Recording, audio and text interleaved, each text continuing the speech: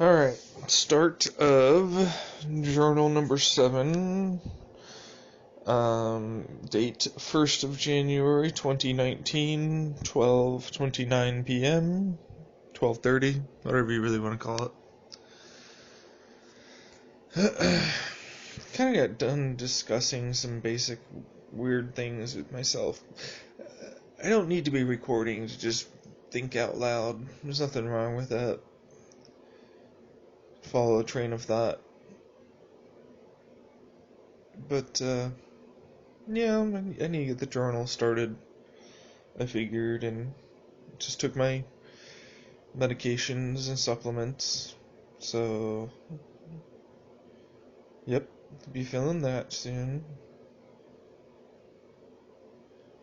Today's agenda is mostly just to touch up the treatment plans that I've already drawn up, try and make them a little less page heavy, a little more easy to read, and scan. Other than that, not much else. Yeah. Yeah, I'm gonna have to enjoy waiting. Um, Mostly just sort of sitting around thinking, meditating these days. It's been slowly happening more and more, and I like it. It reminds me of the beginning of 2016, truthfully. That's kind of what started happening, because I got fed up with myself in 2015. I thought I was going to have a job by that point. I thought I was going to be doing all these things that I wanted myself to be doing. And I realized that I couldn't do them how I felt mentally and physically. So I set out to lose weight, and I set out to get better mentally. My tools and methods were meditation, exercise, and diet. The keto diet specifically. After going through some of my own dietary changes at that point beforehand, mostly fruits and nuts already at that point, specifically sunflower seeds. I just still love to this day the taste of sunflower seeds, but they are caloric heavy, so be careful. You can gain weight on them. You really need to be careful with those things. And in terms of like actual nutrition density for calorie intake, it's not what I would consider a superfood level. So, yeah, it's unfortunate, but not that big of a deal. It was mostly just to start trying to eat healthier and less. Sort of what I'm doing now. Just pick things that I like to eat that are healthy and stick with that. And try my best to come up with a nutrition regimen, so to speak, that kind of encompassed everything that I could get that I, quite frankly, wasn't really getting with the supplements that I was taking at that time. I figured the supplementation would have been fine.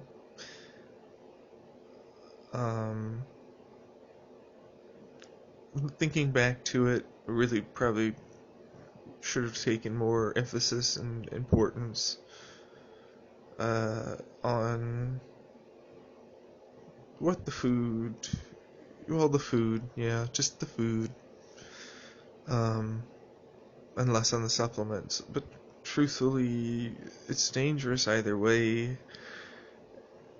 As a single individual, focusing on everything that's going on, just involved in that one thing, is very difficult. I found you could really only concentrate on one aspect of any particular experiment. If you're running one experiment with multiple things that could have could be there for variables or anything else. Of course, you want to limit that, but if you can't, it's usually better to have a person to focus on that while you focus on this, and basically have a team to cover your basis of potential variables that you can't get rid of, and then discuss the interactions that may be occurring in between both person and everything else between each other.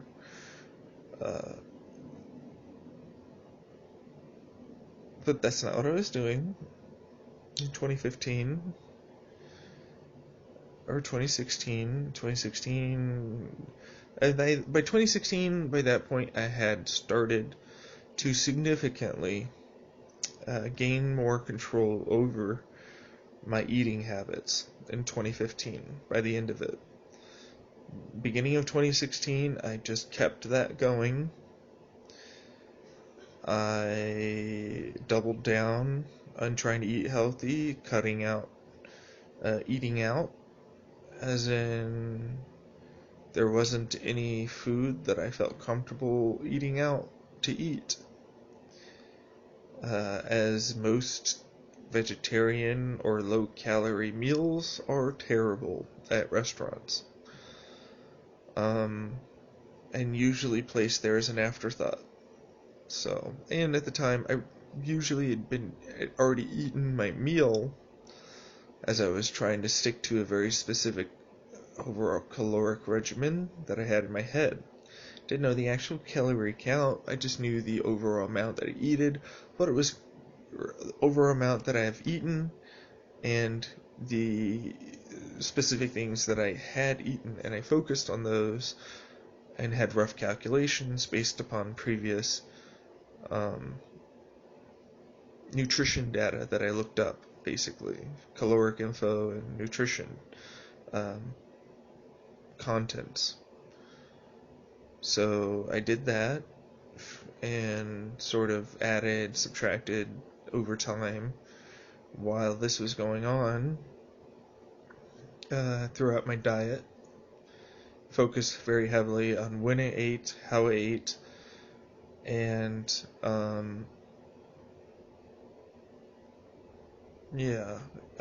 focused heavily on making sure I took my supplement rigorously at a specific time, the same way, and then I stopped doing that. And then I just started doing whatever the fuck I wanted with my supplements and experimenting practically every other week. And different ingestion methods, and many other things.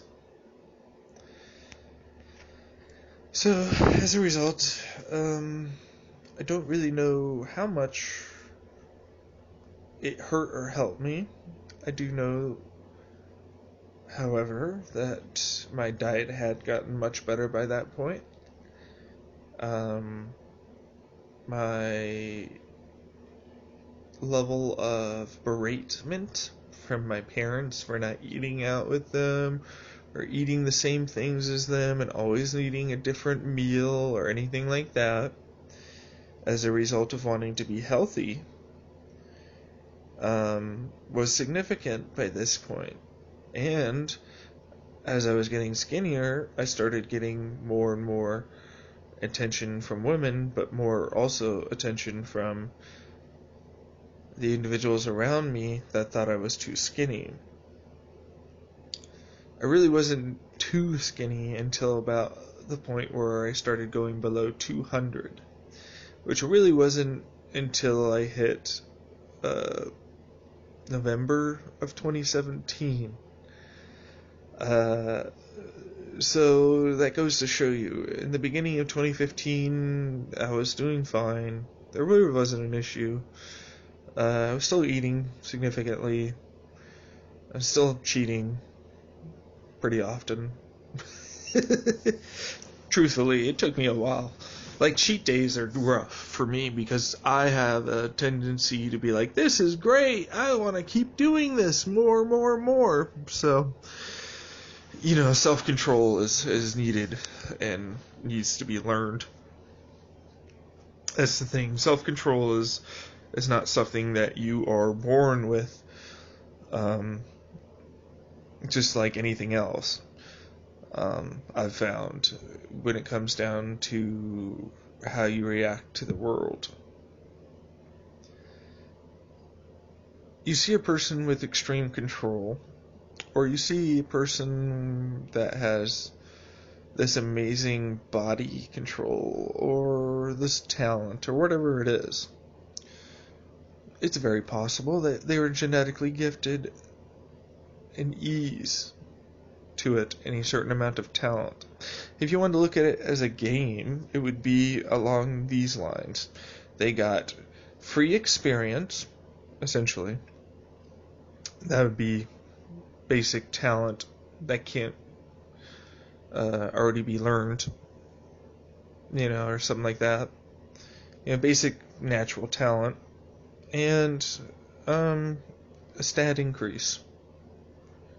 All things that can be, over time, taken over. Person is only so talented if they do not practice. A person is only so good if they do not do the thing they are good at. Right? It's just the way it is. Same with self-control. A person is only so good with their self-control as much as they continue practicing it.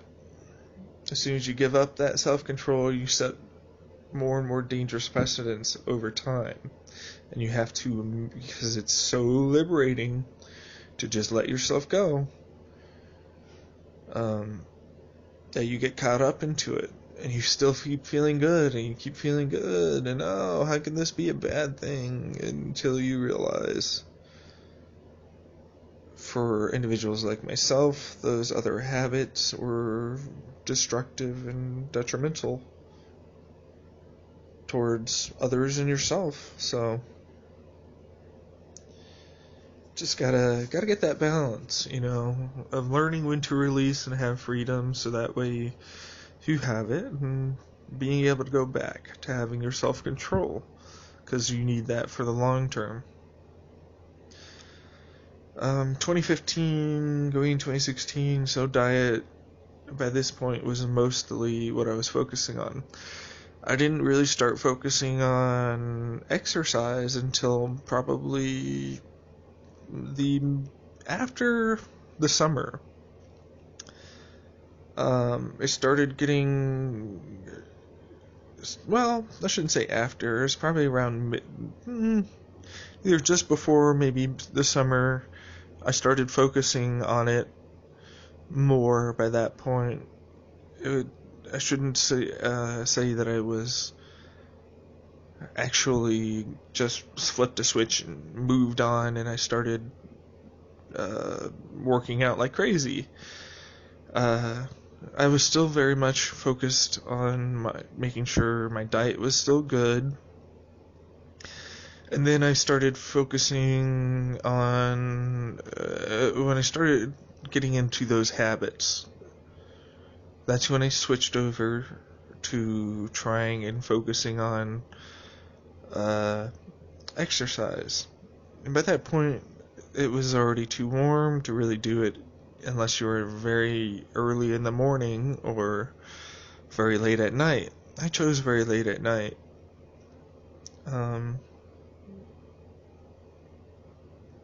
It was easier that way.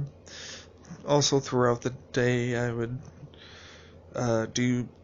because at the time I figured I had some sort of testosterone issue. So, read up on basic movements or basic exercises for increasing testosterone in men and women.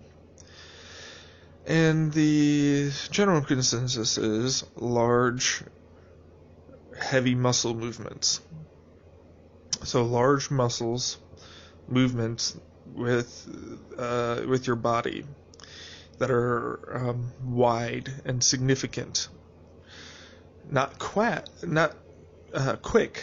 or very fast. I was about to say quack because it was like, or quest probably, because it was a combination of quick and fast.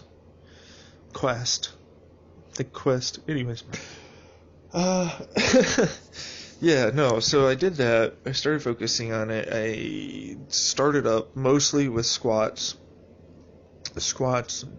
some door arm stretches, and walking.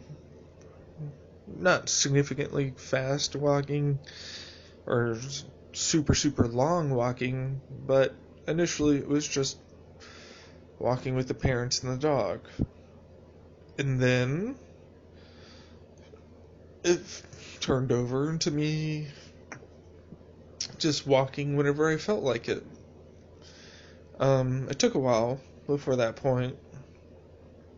Pokemon Go is kind of what solidified it. But yeah, before that Pokemon Go, I was more or less just walking around when I felt like it, usually at night, around the neighborhood. Yeah, not too far, for not too long, at most usually an hour. Didn't have any issues in terms of excess pain afterwards or other things. I was pretty heavily on cannabis by this point, and had, of course, had my other supplements. So as that goes on and it's infrequent and I'm trying to make it more consistent, Pokemon Go comes out, the mobile app, and that's when I started using it to basically just act as like a step counter slash game that I could play for exercising, slash something to help make what I was doing regular. Just going out for walks, because by this point I had stopped doing even basic yoga and squats or arm pushes. It had mostly just gone to walking around and stretching. So yeah, with just walking and stretching, it's all I did. Basic cannabis and a diet and exercise change of wasn't significant. Basic walking, basic stretching, and a reduction in calories. I dropped weight fast, very fast. It was the first time my body had ever been treated so nice, honestly. I was brushing my teeth regularly, going to bed regularly, eating healthily, and meditating, working out, going to therapy. This was only a short period of time after my mom had tried to kill herself for the second time. And I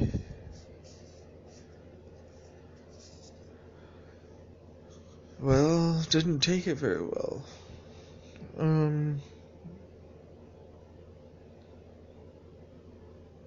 She'll deny this, but she said something to the effect that she mostly did the first time she tried to kill herself was to basically get SSI, and she knew she'd have to do it at the work because something about them her thinking they wouldn't give her SSI or disability if she didn't do it that way. And then the second time was after she didn't get her way, and we'd been fighting with each other about her gambling and drinking.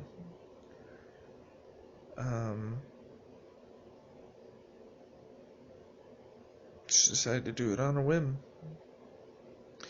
By that point, people had stopped paying as much attention to her and weren't letting her get her way exactly how she wanted it anymore again, and then she tried to do it again, each time using substances that she later said that she definitely was told that wouldn't kill her outright or anything. Especially the second time, because the doctor was told about it and did not give her anything that she could have killed herself with.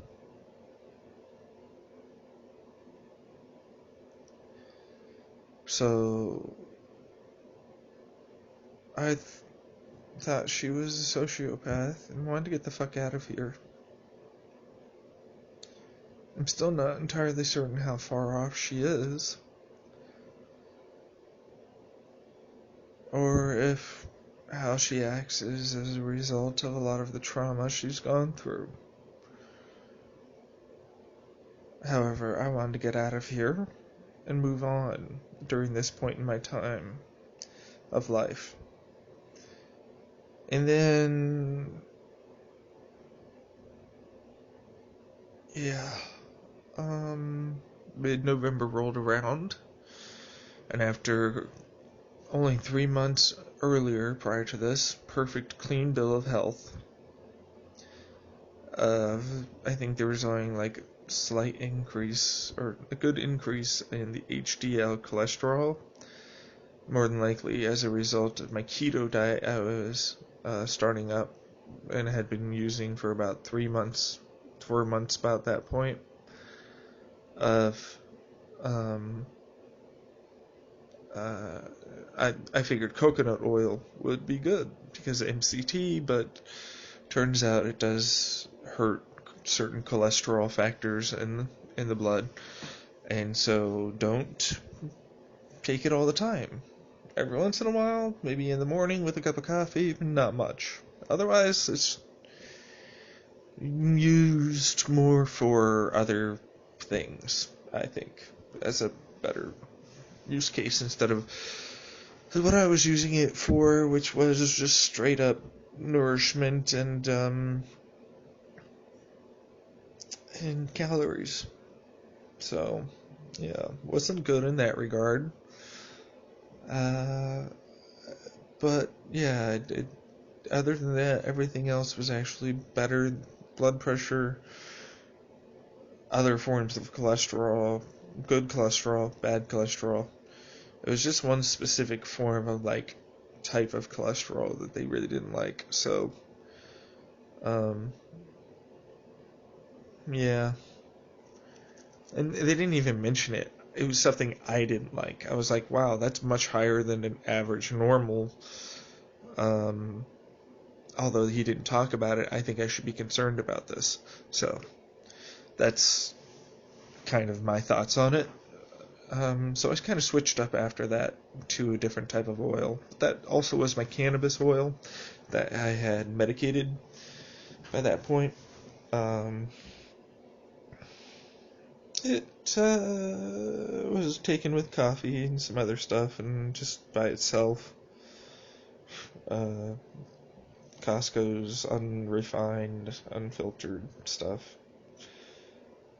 But yeah, no, I moved on to the supplements, and meditation by this point had gotten to the transcendental stage. I've had worked for about a month and a half on letting go of things while dealing with my mom. Then,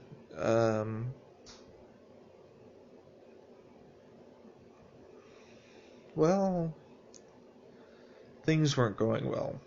I just returned back from somewhere, I don't remember where, in 2016, November, so it could have been My trip to Amber's, yes. It was. I just got back from my trip from Amber's, and I need to pause this because I have to pee. All right, let's see here. Where was I? Um, right. So I just got back from visiting my older sister and her boyfriend. I was feeling pretty good. No, was that in 2017 or 20? By that point, stuff had started going wonky when I visited them, and I think that was, so it would have been 2015 that I would have,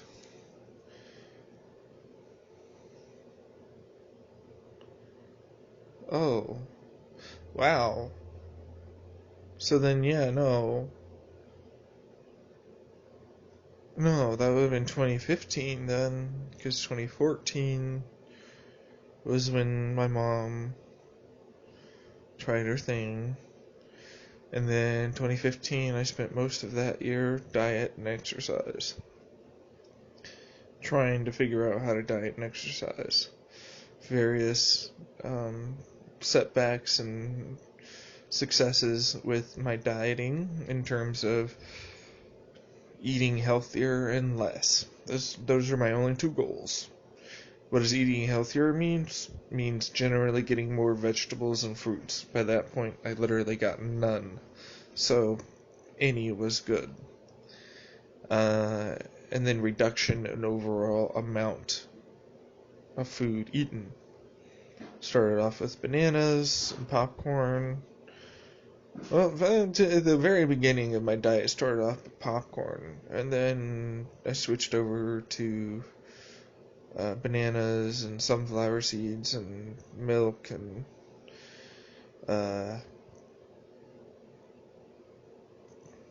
mangoes and other stuff like that.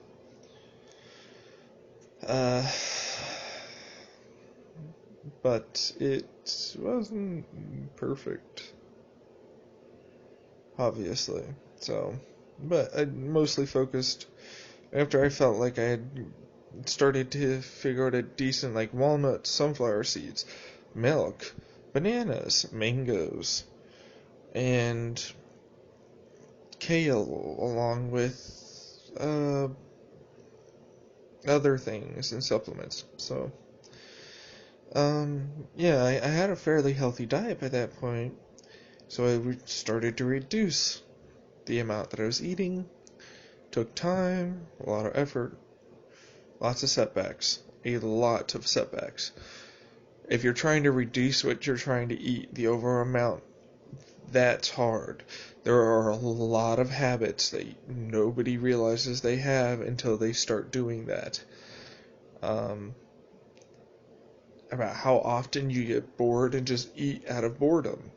About how often you will get up to move around and as a result think that you need to get food. Or any numerous number of things that basically equate to going back to food to eat. And so, like, it took me a long time and a lot of new habit formation and changing that to finally get eating healthier. And for me, what was the correct amount at the time? That's when I started introducing, right, that would have been towards the end of 2015 when I started introducing working out more and a more targeted approach to what I was eating in terms of cheat days and number of junk food items I was eating at that point. I was reducing that because I wanted to further lose weight. At that point, I was about 260-ish, something, maybe 240-ish. Previously, in 2014, I'd been over 300 130 pounds in 2014. So by 2015, I was 260 something. So I'd lost. Yeah, previously I was definitely over 350 pounds. So by by that 2015 year, I had lost close to 100 pounds. Roughly in that ballpark area. Then I wanted to double down and get to 230/200. So I started to focus on working out more. My mind and body just sort of synced together on that one. I was already starting to feel anxious being inside the house, especially after meditation and self-reflection. It gave me a renewed sense of energy along with the cannabis and supplements of the world around me. It made me feel like it was new again. It made me feel as though there were things worth exploring around my neighborhood and other places inside myself and in between. So that's what I did. And throughout 2016 is when I started doing my shit. But 2015 would have been the beginning of the issues that occurred. So 2015 would have been right around the time, the end of 2015 would have been right around the time when I need to look that up. What was I taking then? Let me see. So it was not 2016, it was 2015.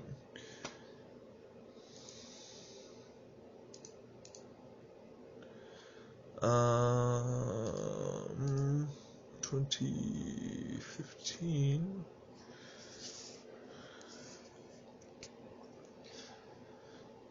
Micronized kava.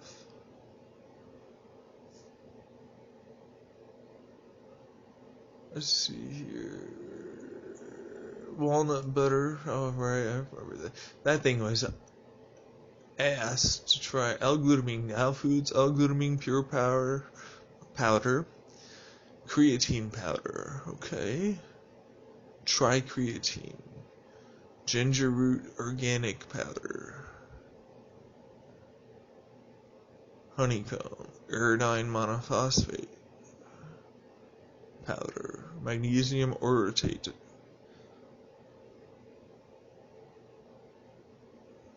L-glutamine, sunflower lectin, gelatin, soft gels, iodine monophosphate.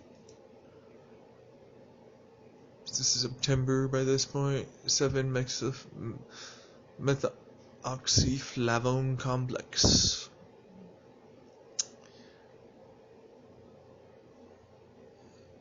Creatine, forskolin, coleus forskoli.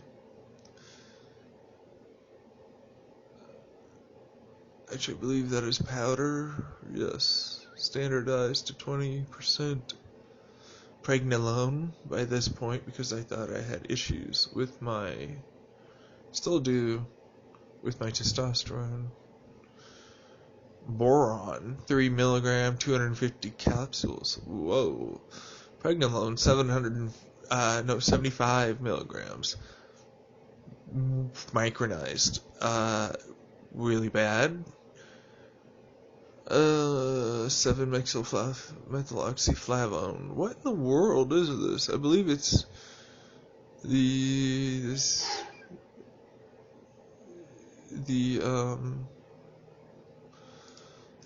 basically vitamin K, but I believe it was also meant to increase testosterone or something, an aromatase inhibitor. There you go. testosterone. Free testosterone. Yep.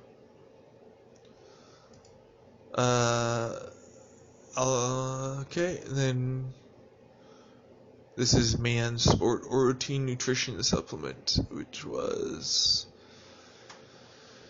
What was it? It was creatine and orotate together, because orotate really did work significantly. I'm not even gonna lie. Magnesium orotate's good. It's expensive as fuck. It definitely absorbs and breaks down to some great stuff. There are possible connections to it and an increase in certain cancers. So, yeah. Inositol L-tyrosine. It's taken inositol L-tyrosine. Trace minerals. Research liquid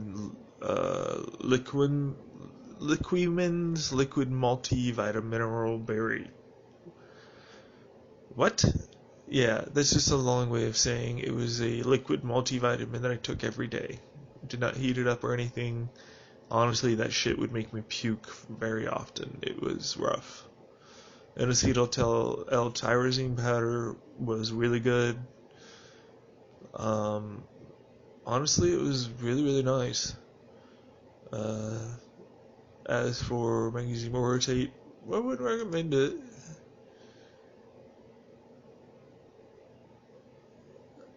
Lectin granules, St. John's wort, DHEA, L-carnitine L-tartrate.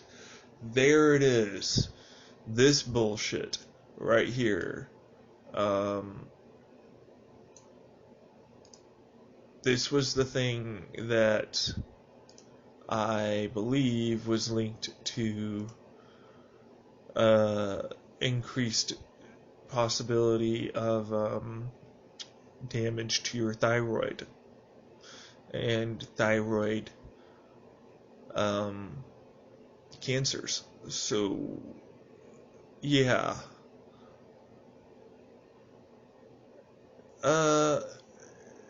And it wasn't good. It made me feel like crap. But I was taking other stuff, so yeah, I would know. Doctor's Best high absorption magnesium. I switched it over to a powder because it was less expensive, basically. And then here's the creatine powder. Yeah. I mean, think about it. It's a lot. It's a lot that I was doing by that point.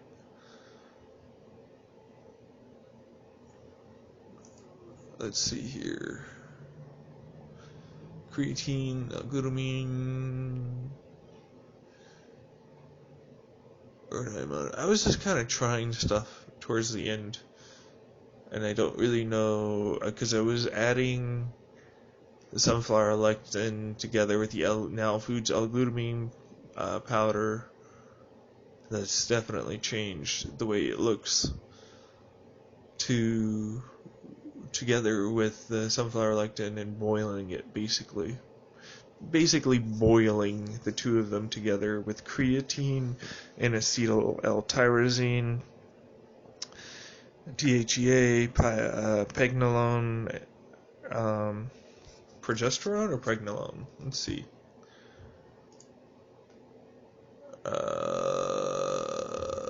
DHEA, of course. St. John's wort was kind of gone away by that point. It's 7-methyl-oxyflat pregnenolone. It was pregnenolone, 75 milligrams, which I even thought back then was too significant, so I kind of would take one capsule and put it underneath my tongue. One capsule, break it open, pour a little bit underneath my tongue, a little bit of the powder, allow it to dissolve / get swallowed. And times when I would just put it into the boiling sunflower lectin powder and granule powder and creatine, N-acetyltyrosine, pine gum tree bark powder. Yes. Like, I didn't start adding that out until I want to say probably mid 2016, the powder. So, and then I can clearly tell, like, I switched around what I was taking right around that time period, because before that point it would appear that I was getting the powder granule 2 pounds. That's lectin granule. Doesn't actually say if it's. That's right, I sent that back. And then I got boron for whatever fucking reason. For Scully oil, which I tried for a while. THEA, Now Foods. Soft gels. Yes, so I got the soft gels. Okay. And I wasn't combining them by that point. I was just taking the soft gels. And the creatine, the tri-creatine together with other stuff. So that most likely is what caused that initial damage to occur in November of 2015 that caused me to start having the delusions and paranoia. Then in 2016, if I look at, because I was still doing alright for the most part,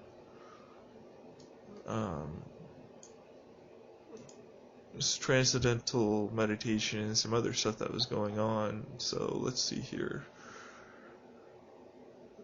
And it takes a while for people to go down, right? So now sunflower lectin, 16-ounce powder from Swanson, L-glutamine powder from Now Foods, still taking the Orotate, the beginning of 2016, Doctor's Best High Absorption Magnesium after that point, after buying it on January 27th, and in March 20th, switching over to a Doctor's Best High Absorption Magnesium. And then a B vitamin supplement, B. Wright Gero's Formula, Ginkgo biloba, Doctor's Best, and Now Foods L-glutamine powder. Okay. Keeping with the sunflower lectin, it would appear, and the tri-creatine supplement, vitamin D3 was from Doctor's Best at one point, vitamin K2, MiniQ7, Doctor's Best, lectin powder from Now Foods comes in, same with the vitamin K2, which I really wish I could still keep taking. This stuff was nice. There's just like a nice ease and fluidity to my heartbeat when I was on that stuff. Like, it was super stable, rock solid at that point. There's another bulk supplements, creatine, ethyl esters, because I wanted to try different forms of creatine, and the tri-creatine was expensive. You didn't get a lot of it, and it worked, but you mostly got it in your face and other stuff. And then I just wanted to get more for my money. I got this stuff. It did appear to absorb, but it didn't appear to be any better or worse. and it seemed to cause some other issues, if I remember correctly, that I didn't like, and ultimately I decided against it after a amount of time. Um, it wasn't like that hard of a decision, but it took a really long time for me to get away from this version of creatine, because I got 500 grams. It just takes forever to go through this stuff. Uh, and generally the feeling that it would produce was worse, so it just wasn't great. May 1st, 2016, Swanson Health Products, Pie Gum comes back, Pie Gum Tree Bark. Still getting the magnesium, still getting, this time we've gone to full spectrum vitamin K2 by Innovix Labs, May 13th. This was definitely a good version of it. It had good, it just felt good, yeah. So then the powder from now, for sunflower lectin, switches back to Swanson Health Products. Alright, this is May. DHA, creatine monohydrate powder, immediately 1,000 grams from Hard Rhino. Yep. Very quickly just basically got rid of it, sent it back, I think, after a while, or very quickly just got rid of it in whatever way that was going on, and took it, got my Now Foods DHA, which I would love to buy that again, honestly. Stuff is good, but you never know what the extra mercury and stuff might be in there, so. Anyway, 7-methoxyflavone complex.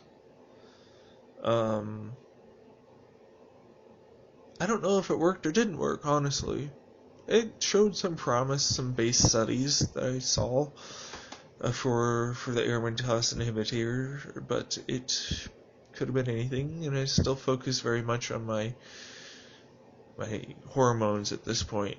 N-acetyltyrosine came back, it would appear. L-glutamine powder. Zinc gluconate is on the case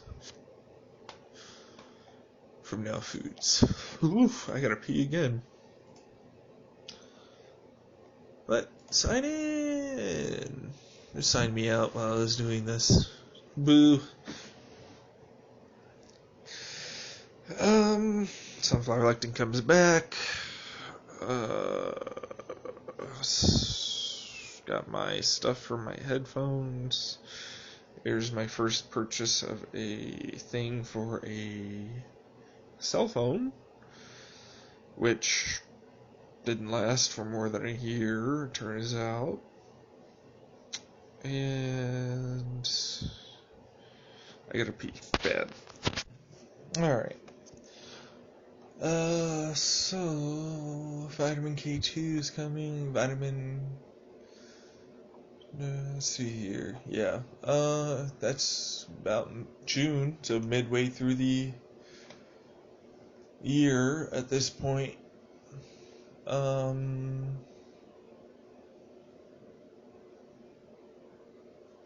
Sunflower lectin.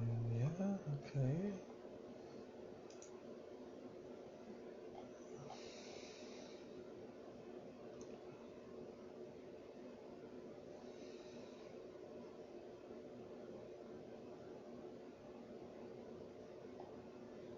Pie Gum Tree Bark Powder, September 14th, 2016. So, let's see here. By this point, I was starting to feel the effects of everything that I was doing. Much more significantly.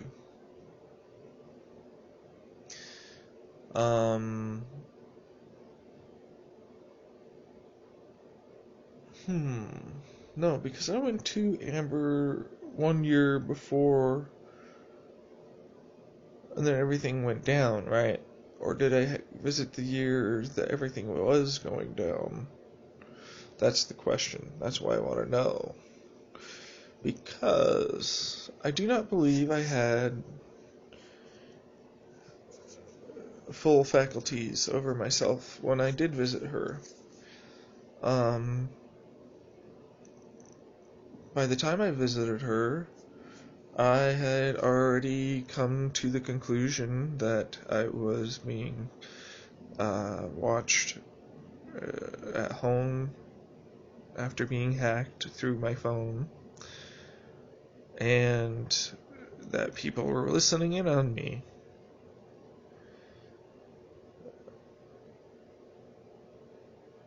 And that they had used my phone to get eventually into my older sister's, I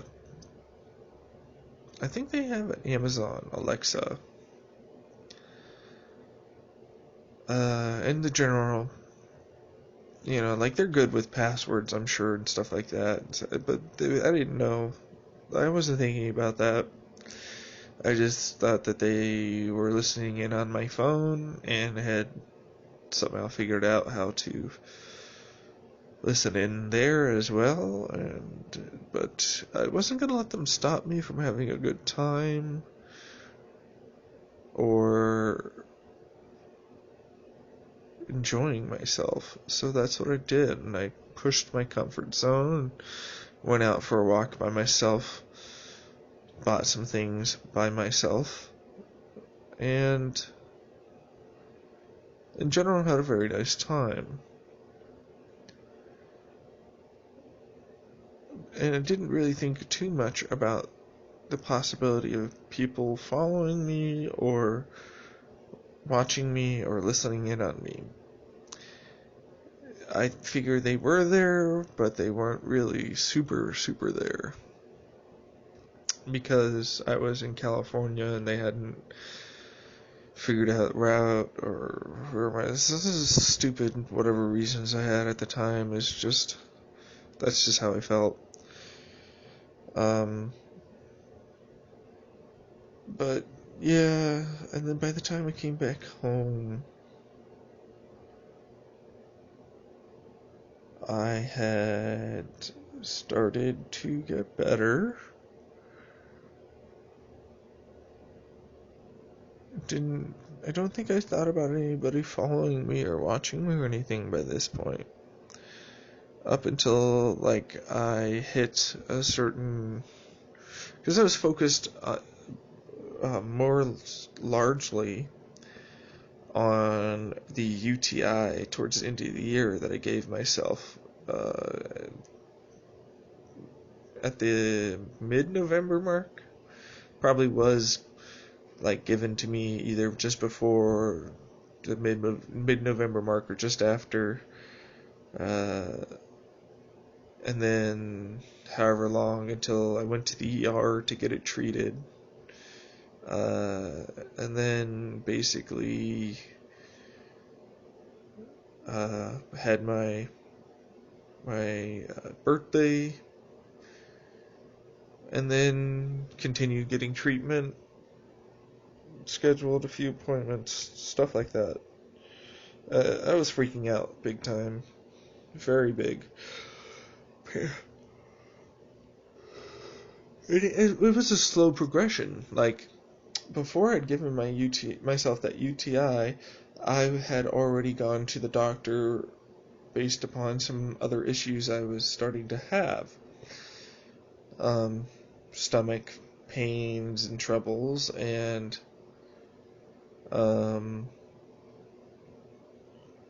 other things regarding physical pains and reoccurring pains that I wanted to get checked out, that were freaking me out because it never happened. And as far as I was aware, I was eating healthy and I wasn't allergic to anything, and I was working out. This was all happening to me, I thought, when I was being one of the healthiest people, or healthiest I've ever been.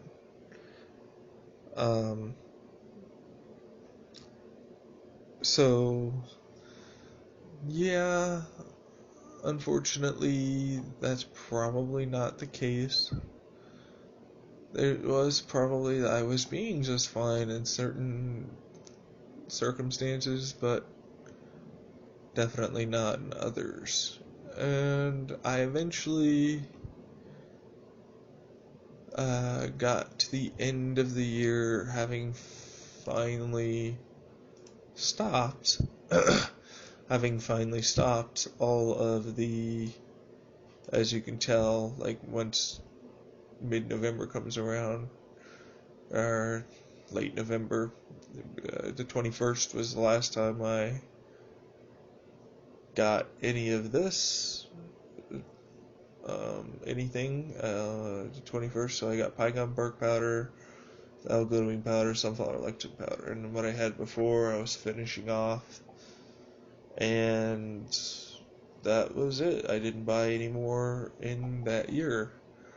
2017 rolls around after I've gone through many, many different iterations of tests and everything else. I basically try and build up my supplement stack again. Vitamin K2, but this time instead of Innovix Labs, it's Sports Research. It was cheaper, but not better, or even probably Vitamin K2, more than likely. So, DHA 1000 milligrams, sunflower lectin gel capsules, pine gum tree bark powder entrance, but this time 100 milligrams, 120 caps, much less. Then magnesium glycinate, lysine comes back, high absorption. And Dr. Tobias omega-3 fish oil.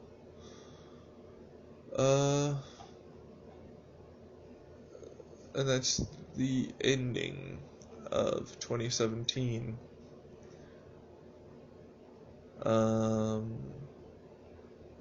In September. So from September on, September 29th on in 2017, there were no orders placed by me for any of my medication or any of my supplements.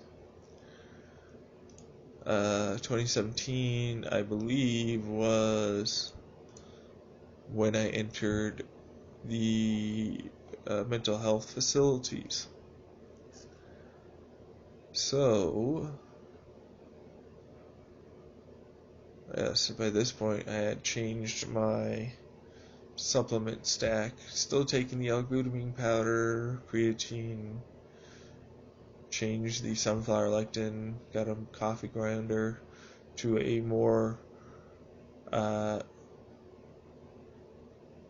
basically what I considered a higher likelihood chance of being cleaner, free of mercury, heavy metals, pesticides, and other stuff. Sunflower lectin powder, but turns out that it's probably nothing extra or really any different. Then I got cocoa powder, B vitamins, March, February. I got a different form of omegas. I got BCAA, branched chain amino acids powder, plant-based apparently. Then the probiotics came, because I had damaged something at that point with my stomach. I thought with both the UTI antibiotics and the combination of the supplements I was taking that damaged my stomach. L-tryptophan entered the ring in March 25th. Let's see here. L-tyrosine, a different form of MK7, or vitamin K2, and vitamin D2 entered the ring. More expensive, less effective, had to take more. Ultimately, don't get vitamin D2. I thought that vitamin D3 might have been just similar to how other things are in both the supplement world, but other products that are being sold world, and things that the standard practice becomes to take whatever is the cheap alternative, say it works good enough, and sell that at a high price. Now, I don't know what I was thinking, because vitamin D3, if I had bothered to look further into it, absorbs much better, both in the gut and in the brain, in your body. So, yeah, vitamin D3 is better, and you can get a 5,000 IU thing, over 180 of them, for $20 versus 90 2400 IU D2 tabs. And they're not, I didn't know this at the time, I thought it might be more heavily absorbed by the brain. It was not right or correct. But yes, at the time I thought I was getting more because it has a higher absorption. It was better for me overall. All of this is incorrect. I made a dumb move there. Vitamin D2 is just plain dumb.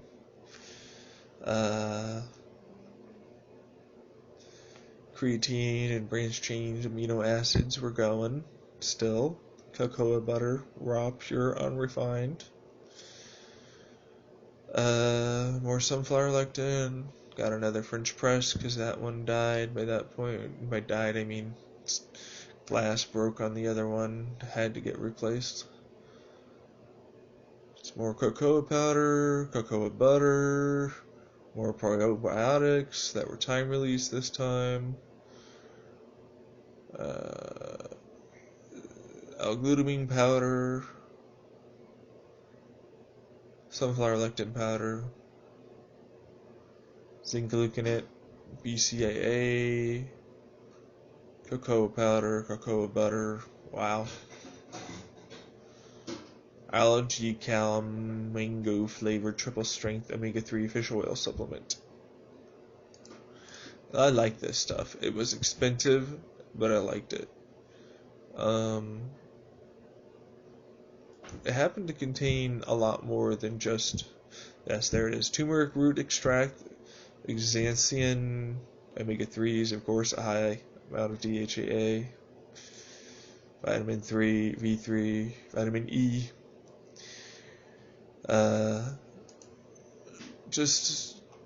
yeah, stuff is actually really good. It's really a pretty nice omega-3 liquid supplement. It's expensive though, so yeah.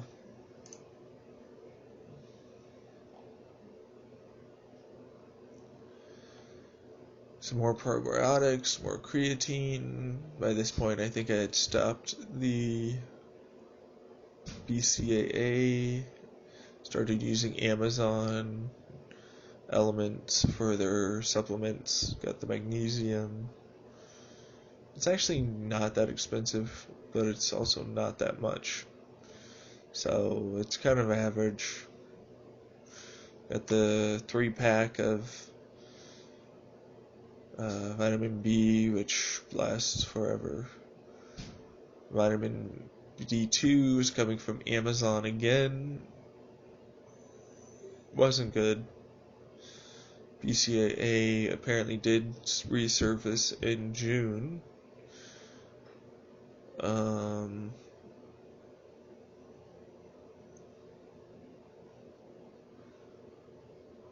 After that,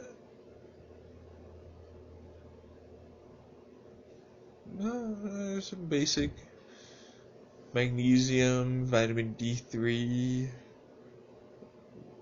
DHA,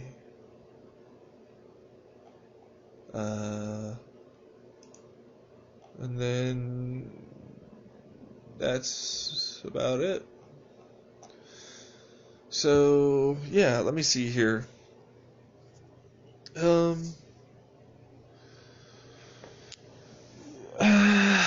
Yeah, I believe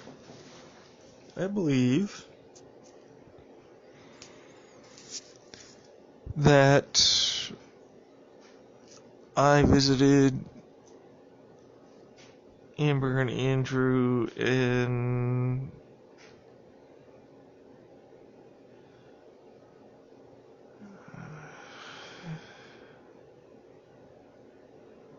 it's literally just last year that this happened, or 2 years, because 2019, but whatever. Yeah, no, let's actually suss this out just a little bit, because there's no way that, if that's the case, is it 2015 would have been right around the time when the initial onset of symptoms began. Right? No, because in 2017 was when it all came to a head. So that would have been 2016 then when symptoms started to appear. And before that, I had no symptoms.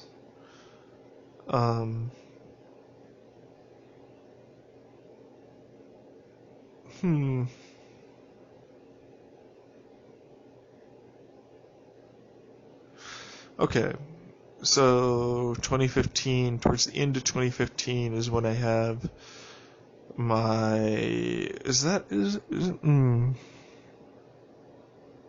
no, it would have been 2016 then. Yeah, so 2015 was my year of trying to get my diet and exercise under control. I managed to, and I started introducing more meditation about halfway through, and then I started to add more exercise about another 6 months after that. So that would be sort of first quarter 2016, roughly.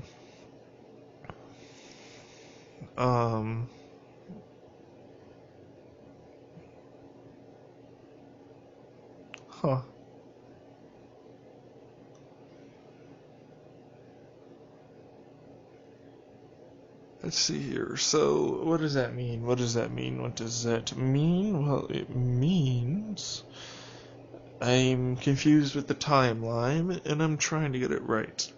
So, 2016, mid 2016 was when I was feeling my best overall. However, by that point, I should mention that I am being the beginnings of some of the paranoia coming. We were constantly fighting and yelling and screaming with both the front door and the rear sliding glass door open. We are both hard of hearing. We scream when we argue. It is a yelling match to be overheard or heard over others. I started to get self-conscious, but then I started to not get as self-conscious. I just started talking out loud to them, as if I would talk to a friend. Unfortunately, I think that's when I started to have the beginnings of the delusion. because I truly believe that they were listening. And then, but it wasn't significant. Like, they were listening, but they weren't always there, and I knew they weren't always there or always listening or even cared, for that matter. I'm sure that they heard things, but they weren't interested in making it anything that they give a shit about, But I was under the delusion that they did, and other things besides.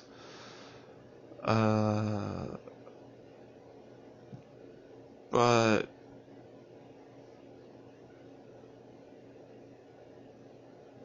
yeah,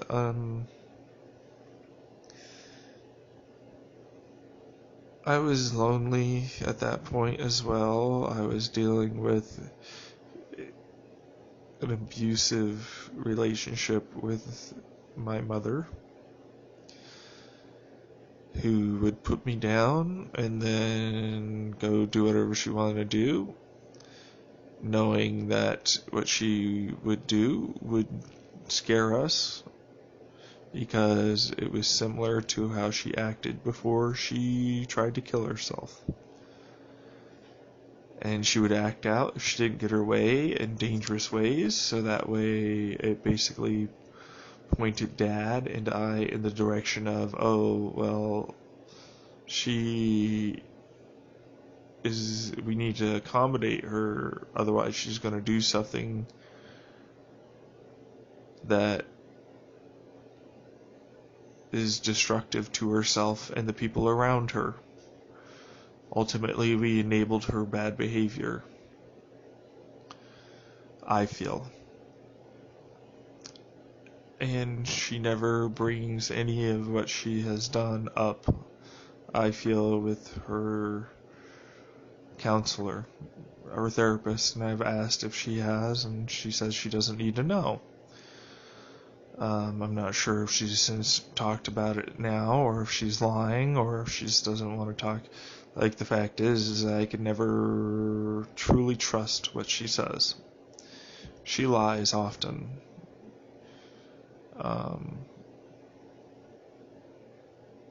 And eventually those lies will catch up to her. Eventually I will no longer be here, and eventually my dad will no longer be around often enough to enable her. I'm afraid to see what's going to happen and who she's going to target after that, because that's what she does. She is a passive-aggressive, manipulative bully who's in every sense of the word, using a lot of her mental health problems to bully, trap, intimidate, and get her way. She does not work on trying to better herself, or others, or anything in any way. She really only cares about getting what she wants, when she wants, and how she wants it. I have a lot of those traits. I also recognize when I go too far. I'm happy in that I've seen what monsters can occur should you enable them. So I don't want to become that. It's rough. It's very rough. I don't really have much to say about it. During this time period, nothing that was done was of any concern to me. As in, it didn't matter that I might be going through something, it didn't matter that I might have damage. No one was concerned, nobody wanted to be concerned, and my mom actually started getting angry that people were paying more attention to me after her attempted suicide. So, she said as much to me. She might not remember saying that, And I sadly don't have a recording, so it is hearsay. But yeah, I have distinct memories of her saying basically similar things to that effect. So, yes, I'm near a individual at that point that I believed was trying to undermine me, was toxic in every way, and that I was forced to have to deal with. And I still am. And I'm realizing I need to get the heck out of here more and more. Instead of thinking, well, seeing the fire and everything else burning around me, sitting down and having a sip of my coffee and going, this is nice, or fine, or good enough. It's not.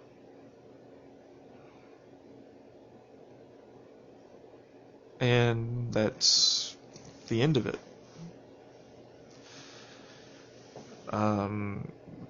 For other people, she could be just fine. But for the person I am, the traumas and issues I have, she is not. She is instead more conducive to causing issues than anything else. She is manipulative beyond belief. And I poked a bear.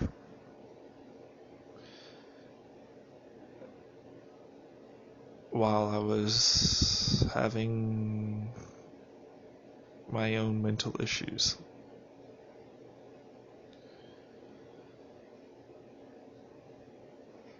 So, yes, it's difficult. And I know she doesn't want to do any work, and I know she doesn't want to try and help, and when she sees me getting better, she gets jealous and it makes her feel bad and puts me in danger. So I have to proceed with caution and adapt. So, yeah. Going through this is good. Going over the past is good. Realizing why I felt the way I felt is good. Figuring out what may or may not have happened is good. This has all been good.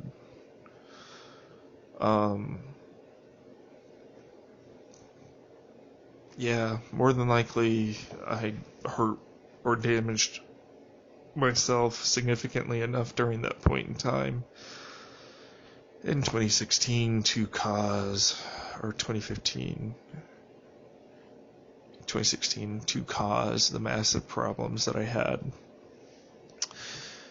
to spring up more so than they were already there. Nope. Had to go pee again real quick.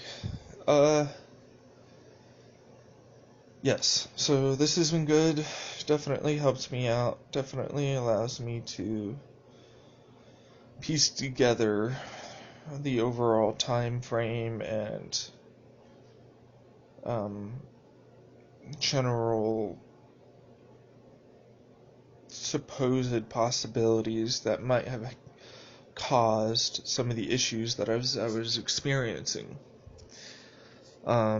As while I do have in the past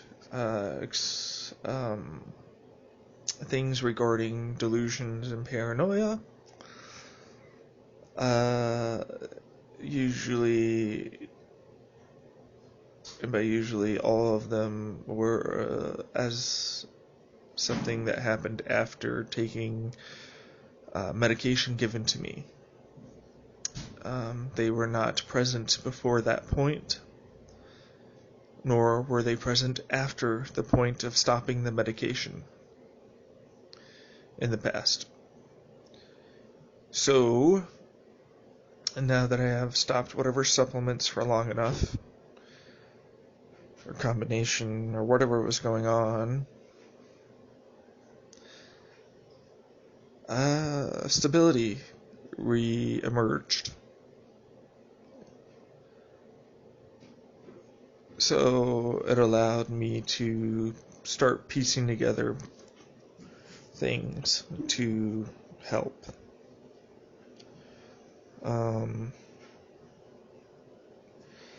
It's not easy to determine the validity of the possibility of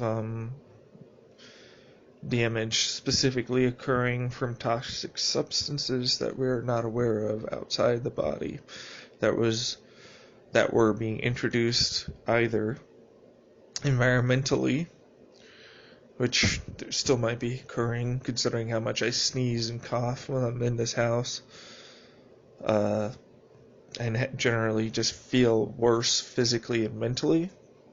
The longer, it takes about 8 hours once I'm out of the house, and then after 8 to 12 hours, whatever's in my system clears out, and I start getting the brain fog lifted, and I stop getting the nausea, and I stop getting the sneezes and coughs as often. So yes, I do believe that there is either an allergy component here or a environmental component in this house.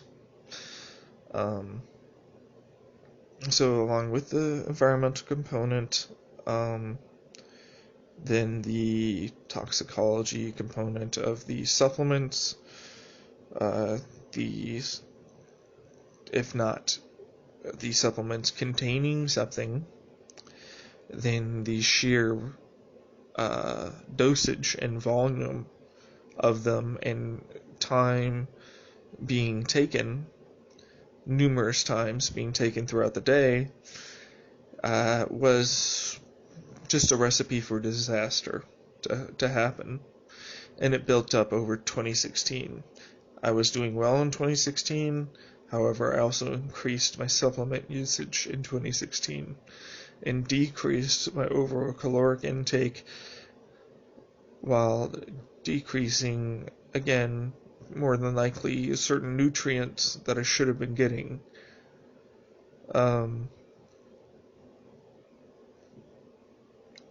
Then, towards the end, I stopped sleeping as much. Basically, by the point mid-November, I'd come around, or not even,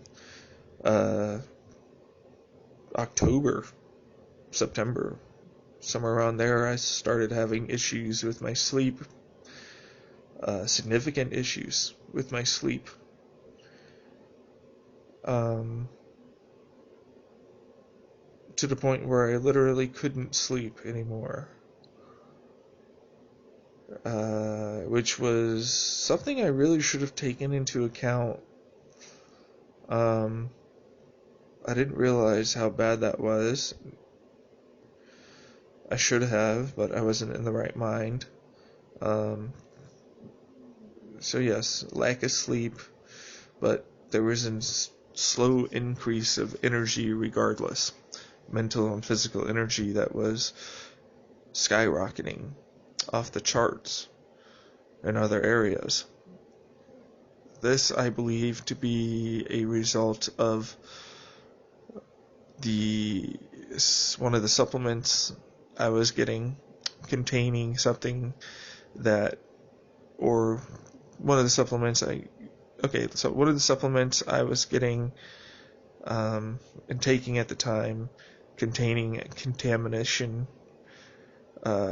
something like an amphetamine salt or a derivative of it, analog or prodrug that would be broken down into that by the body, something similar. I don't have anything on hand to be able to test and measure or prove anything.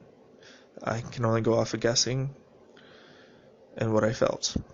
But around that time, I think it was the L-glutamine showed up. Let's go back, because it would have been around September then, in 2016, that the ramp up really started to occur of damn, okay, no. So, no, it would have been 2017. It would have been 2017. The ramp up would have occurred somewhere around in September, which would have been number 3 here. It's May, so. Let's see, number 2 page. June. So, right around here, I would have had these.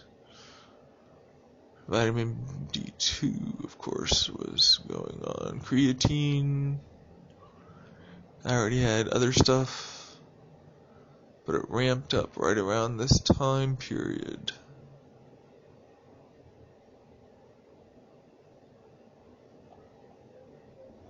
Oh, that's right. I had reduced my supplement usage by that point as a result of wanting more cannabis. And I only had whatever I had that was me previously. Okay. So, September 2016. Let's try and find that.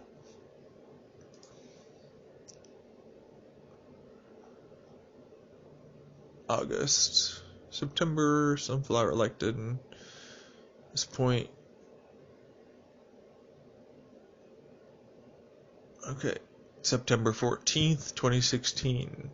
That's when the bark powder enters the fray from Epic Herbs. 1 pound.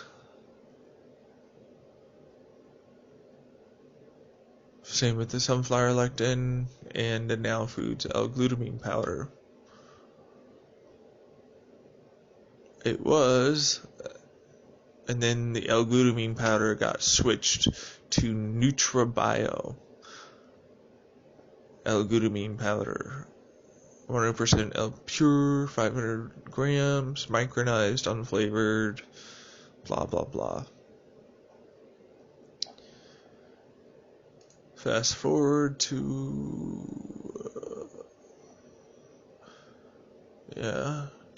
right around November 2nd, 2016. Second thing of bark powder shows up. By this point, I had been to the doctor and several different tests were planned and on the way. L-glutamine powder enters the fray again on November 8th from NutraBio. Sunflower Lectin is still from Now Foods and it's still the powder. Bark powder, the 21st. So, from the 2nd to the 21st, I used a pound of bark powder, or close to it, more than likely, however much there is going to be 2 weeks to a week off of it. Same brand, same place, same amount. Bark powder. Pine gum bark powder. It was consumed, it would appear, or gotten rid of because it was not ordered again. And it would appear as though the L-glutamine powder was not ordered. Let's see. Until 5, 4. And it was a different brand this time. By Now Foods.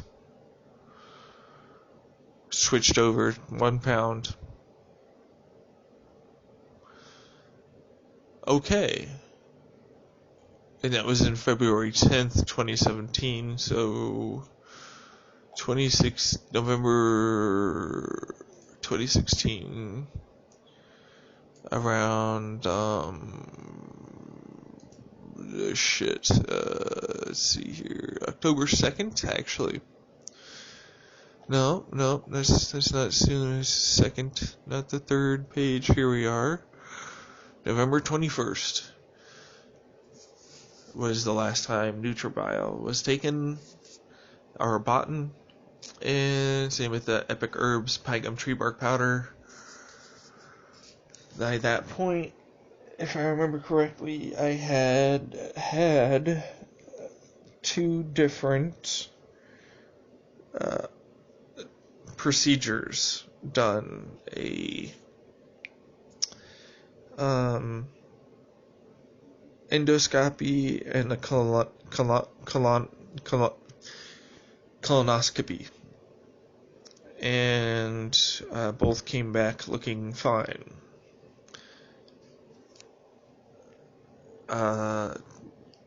Endoscopy reported a small mark on the upper GI tract, could be indicative of GERD from an increased amount of acid.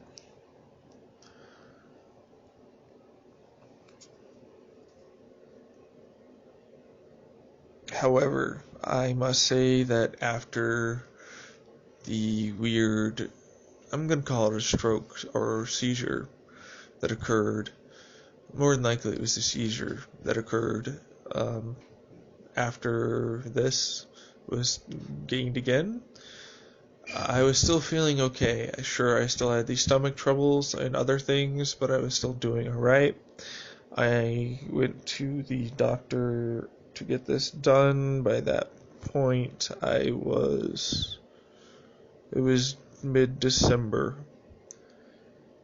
By that point, I had ramped myself up through fights and arguments with my parents over what was going on, my own anxieties and fears and stress.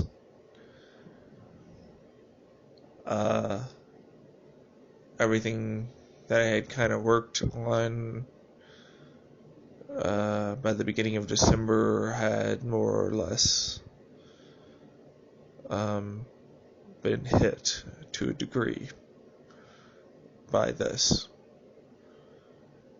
By mid-December, end of December.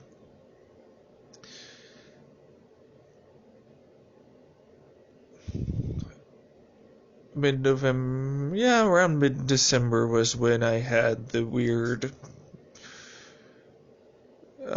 seizure stroke thing.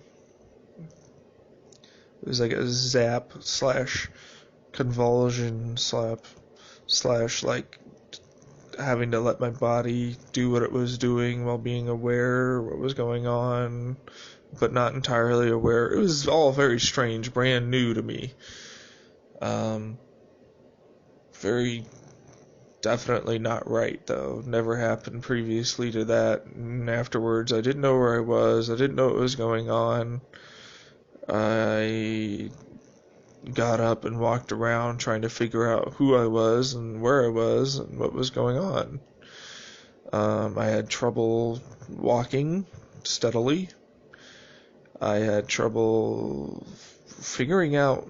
I distinctly remember, like, it took me a minute or two before I could figure out how to open the door because I didn't know I couldn't grasp the handle and turn the knob and open or push or pull. Like I had to learn in that moment, oh, that's what you do. And then it all kind of came back afterwards, after like a week or two. It was really scary. It was played off by my parents as not even having happened, or if it was, I was exaggerating. And I've played it off to the doctors, and I'm not going to do that anymore. I'm going to be adamant that it was definitely a thing. I should have gotten it checked out. I didn't, mostly because my mom's a jerk. Like, straight up. She doesn't take anything that I say in terms of the problems that may be occurring as real. From her perspective, I can see that there's always something going on, or this is just the next one. but what I've come to find is that, yeah, all those problems that I was experiencing were not in my head, and they were definitely issues more than likely caused through nerve damage and other bad eating, bad posture, no exercise, various things that just broke my body down. I didn't treat it right.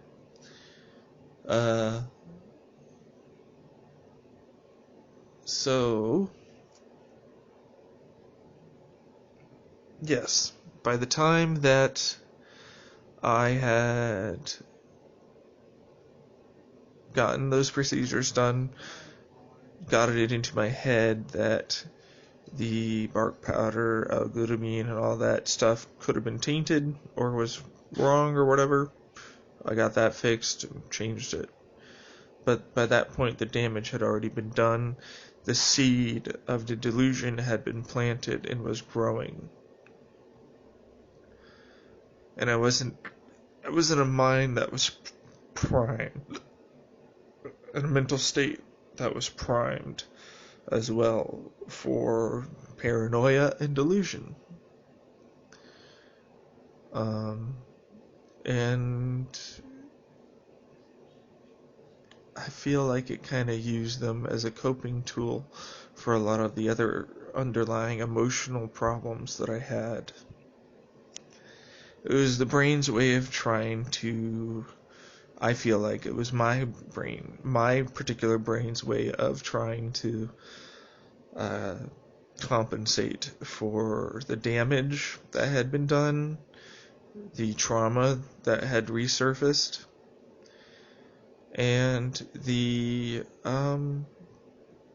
anxiety, stress, and depression that were mounting because I still did not know exactly what had happened that caused all that pain and suffering, and then afterwards suddenly felt like a completely different person.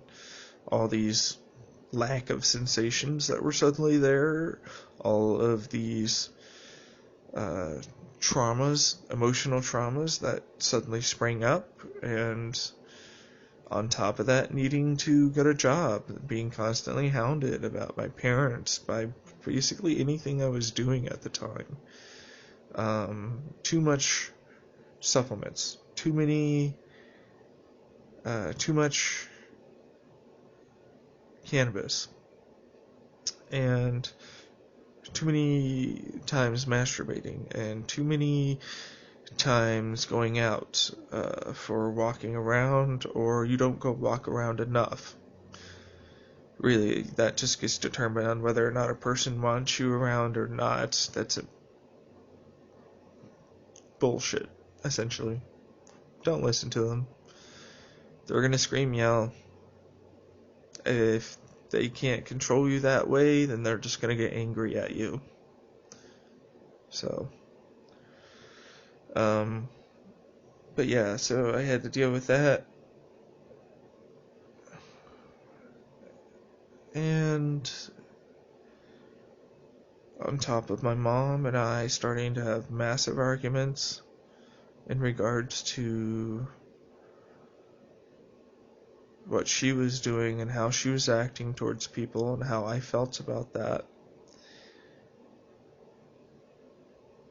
So, yes, I was in an environment that was also ready and primed to make matters worse. So the start of delusions were planted, and paranoia were planted. They were given the soil and the water of negative emotions, experiences, continued stress, anxiety and depression, and increased incidents of repeated stress and anger. However, it was balanced with good diet and exercise, and decent medication for the time that I could. It wasn't used properly, though. I will admit that. This time, things are going to be used properly and in a very specified manner. I learned my lesson in terms of going overboard and wanting to go overboard with certain things. It's really just a recipe for disaster in the long run, even short run. So, try my best to make sure I don't do that again.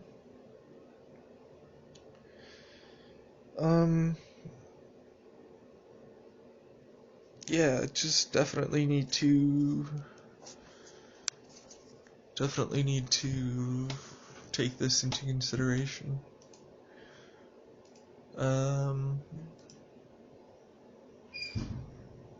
It's one of those things, unfortunately, that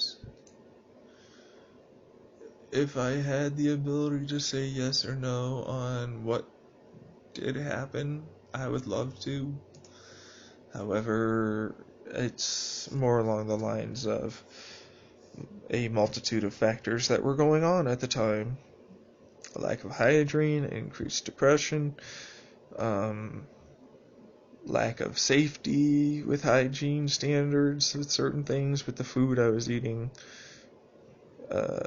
stress, anxiety, environmental stressors, personal stressors, anxieties, poor diet, poor supplementation practice, a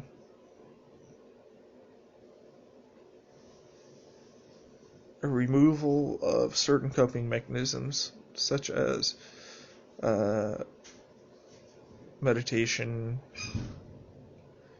and or, for an instance, back in the past in 2016, in the beginning, there were times when I started implementing the practice of removing myself from a situation where someone is making me angry, mulling over it, and then coming back to it.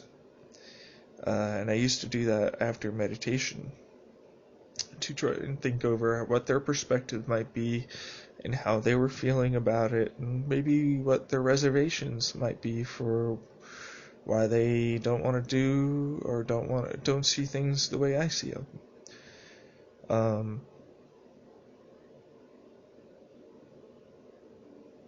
And that made me feel good. It also actually kind of made them angry. My mom started thinking I was trying to manipulate her more. In a way, I am. But also know that everybody's trying to talk to do something to get communication across. That's what it is. Communication could be anything. But the general preference is they want you to understand, they feel and think about this subject, whatever it is, a certain way, or they wish for you to be brought over to their way of thinking, or they wish to get something and have you understand that they want to get that something. So, most conversation boils down to those three categories. If it isn't, it's usually considered small talk, which isn't really an actual conversation. So, yeah. Moving forward, we're going to see what happens. Ultimately, I know I'm going to get out of here. One of us is going to get out of here.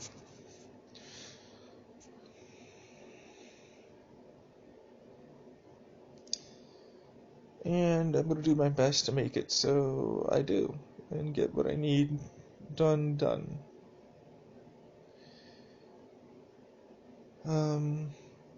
I'll go over my synopsis of the history, my medical history that I have sort of pieced together over the past 2-3 years now, and go over it with my primary care. Hope that I can make a good case for certain tests to get covered. Ultimately, your doctor will cover something, a test, if they believe that it's medically necessary. They will put down whatever your insurance company needs to hear for it to be approved. If your doctor believes the test is necessary, even if it doesn't fall within the criteria that is there for the test and for the insurance. There are some that will adamantly stay within those guidelines. That's mostly just to cover their own ass. It's not because, oh, well, it's wrong to, or, oh, because of this and that. No. It's because it has been set up in such a way where if they do not do that, they will be reamed over a giant, hot, sizzling plate. So, yeah. And so long as the test doesn't involve something that may or may not kill you, they don't really care that much. And the tests that I'll be hopefully getting will be nerve tests that I could probably get from my neurologist. There's a few other tests that I would like to get to assess the amount of damage occurred in areas as a result of these particular antibiotics and supplements. And I want to see, because I know I think I've heard, I shouldn't say no, I have heard in the past, so take this with a grain of salt, it could be true, it could not be true, that people with psoriasis do have a higher likelihood of having an autoimmune response-like reaction to foreign invaders. And it could be anything. It could be a bad infection. It could be a viral infection. It could be really anything. But your body will attack it hard in some cases for some people with psoriasis. They have an overactive immune system, and therefore can, if you get into a overly stressed environment and lack of sleep and this infection and all these other stuff, I've heard has been known in people with psoriasis to cause the immune system to start to attack the body itself. So it could have been that I was sick, my body was attacking itself on top of antibiotics, which are now known to be carcinogenic to your nerves and harm them. So, as well as disrupt your gut microbiome, which we are now starting to understand your gut microbiome plays a huge role in your overall mental attitude and effect, and your overall body's ability to handle pain and so many other things. So, yeah, it disrupted that, along with medications that harm the central nervous system and heart, and along with supplements that may have been doing basically the same thing, along top of a possibility of my immune system doing basically the same thing. I believe I put myself into a situation where I caused some brain damage. My neurologist does not have MRIs from the past. They do not know, or were even looking to see if my brain gray matter, white matter, or anything was reduced during this time period. which is a possibility of explaining certain connection problems, basically it's so I have to explain that. Anybody going through therapy over a significant period of time will experience an increase in gray matter, usually as a result of an increase in interconnectivity between individual parts of the brain, resulting in resolving conflicts with emotion, trauma, and logical thought process. Therapy does that. It will regrow your brain. Your brain will do that. If you're taking something that damages those recently formed connections, potentially, or hurts them, or just in some way disrupts them, especially since they're very new, as the distinct possibility of wiping them away.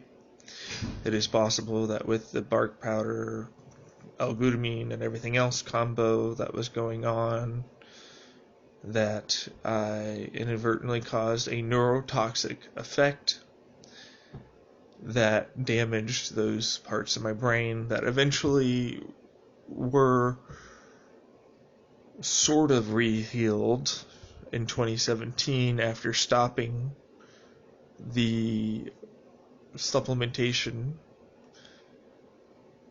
However, the damage had already been done by that point.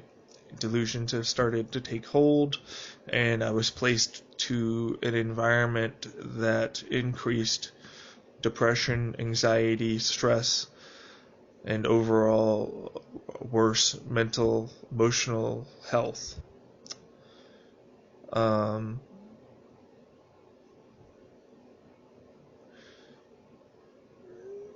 And that continued the entirety of 2017, even though I was working out, eating better, and in general doing what most people would consider a basic, good, healthy treatment plan for someone. Going to therapy, working out, eating right, taking the medicine and supplements I had at the time regularly in a specific manner, until I stopped doing that with my supplements. And that's what caused some of the issues, which just, I think, was multiple different things together at once, at one point in time, that caused the initial point of issue. The initial problem with controlling our emotions, the initial increased aggression, the initial uptake of all these symptoms. Now, it is also possible that while this was going on, and then the trauma and past memories that I was experiencing at the time that were brought up also helped coincide and increase overall mental distress and possibility of delusions and paranoia, which is definitely a thing. PTSD victims have these issues. However, I was not in an environment where that was conducive to be talked about or rectified.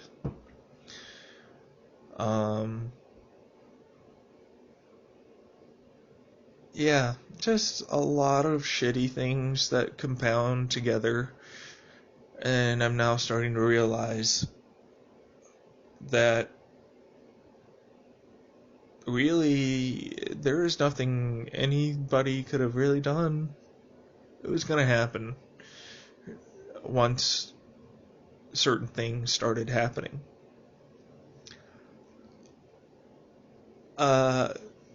It is possible that the following year after everything, should I have been in a appropriate environmental situation that was conducive to helping treat my PTSD, anxiety, and depression, and a place where I could feel open enough to talk about some of the delusions and paranoia that I was experiencing without fear of retribution and it being used against me. It would have been possible that I would have made a full recovery from these issues. But I was not. We don't know. And ultimately, I am at where I'm at now. What happened happened. I am thankful and very grateful that I managed to find something that seems to be working and treating some of those neurological and physical deficits that have occurred as a result. And I look forward to regrowing some of those connections and overall just well-being in the future going forward.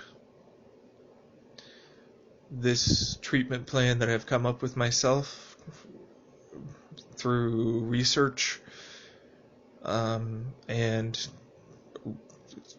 quite honestly random happenstance upon articles or people saying these particular substances were good,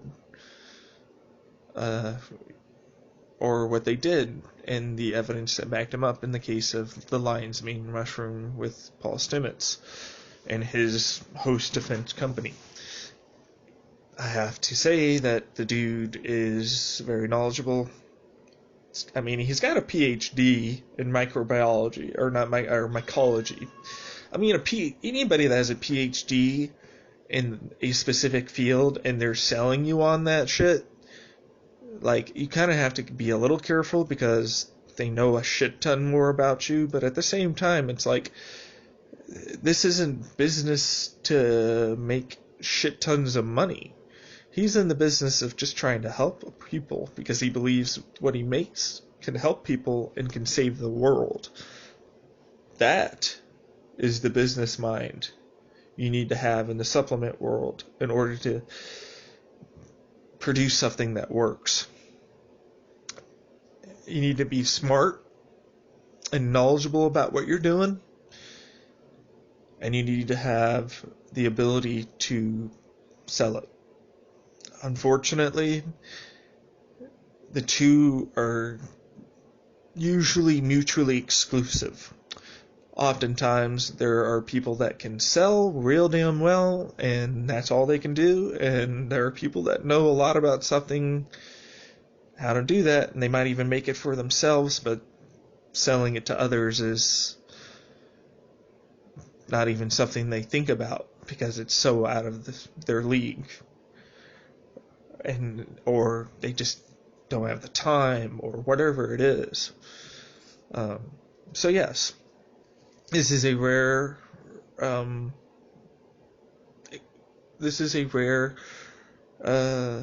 example of where the two meet and produce something that is very good.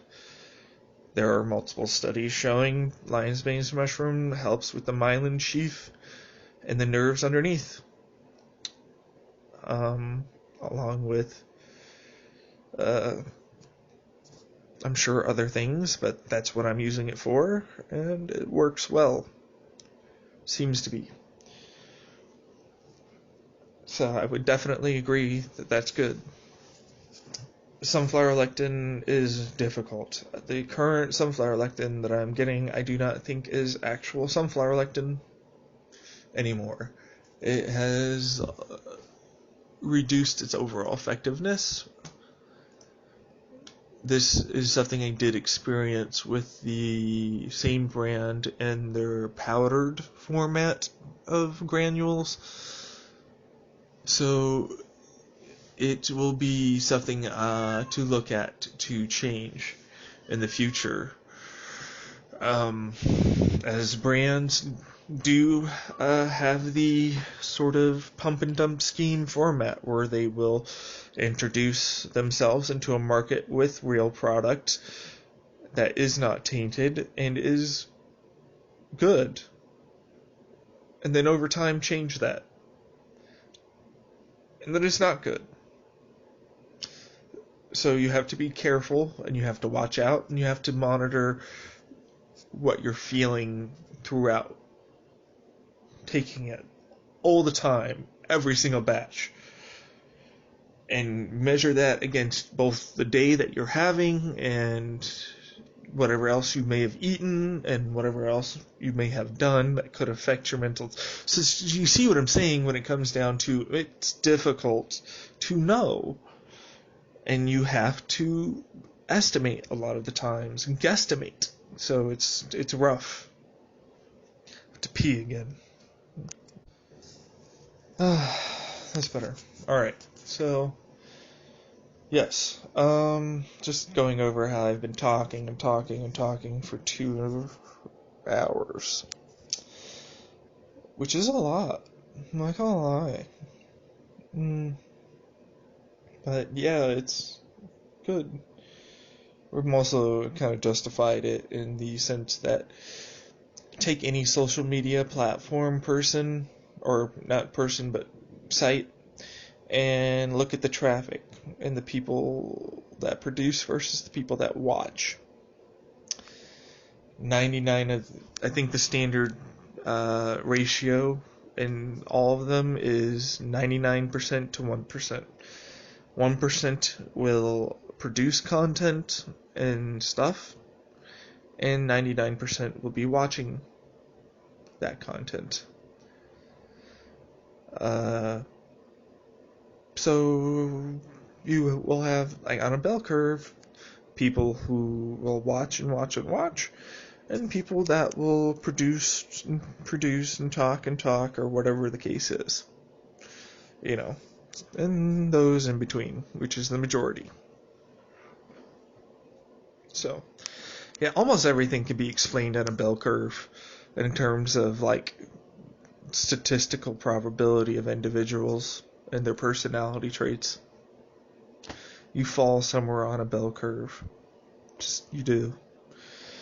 Or a scatter plot, that's what you want to call it too, but same difference. So, right. Where was I? Yes, I'm constantly talking about basically trying to fix myself. And I'm constantly trying to figure out what may have caused these issues. This is just recent. I have physical issues that are from very much the distance past to even further childhood.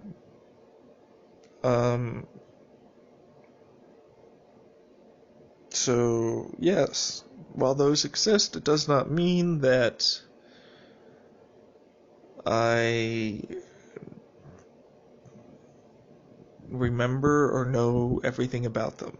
Being able to talk, go on the path of train of thought, then have things get remembered and brought up and thought about again and then revised is exciting, and actually how you process emotions and thoughts. They remain static when you never take a look at them. It's all well and good to have your own morals and ethics, but it's a good idea to take a look at them in situations that you think are fringe or extreme. Because here's the sad, not even sad, here's just the straight hard truth of the matter. Extreme situations happen every day. There are so many people on this planet, they will always happen. And just because you think they are not often enough to be cared about, I can guarantee you the person in that situation cares very deeply what's occurring even if you don't. And so, if you were to ever find yourself in an unlucky situation where you had to know, not know, but do what was already set up for you ahead of time by people that didn't care and laws that didn't understand. People set up laws from people that don't care, don't understand of the situations that, or think that they deserve to be punished by even being in that situation. It's flawed logic.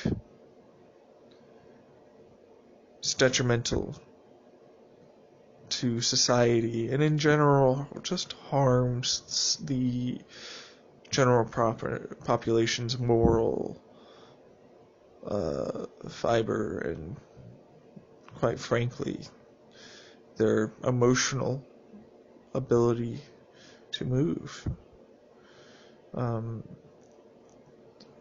It's destructive.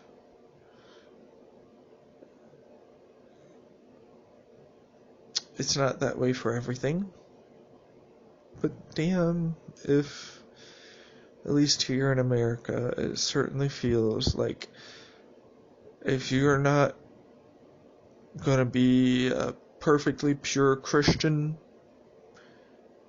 living on an Amish farm, and even then you'll have your own Amish mafia to fucking deal with now, then yes, it's stupid. So yeah, I don't quite understand how I'm going to feel in the future. I know as time goes on I'll get better, because I am already getting better, and I started getting better before I started taking the lion's mane mushroom. It was slow, tedious, and actually seemed more like a compensation method because I couldn't heal or fix what was there.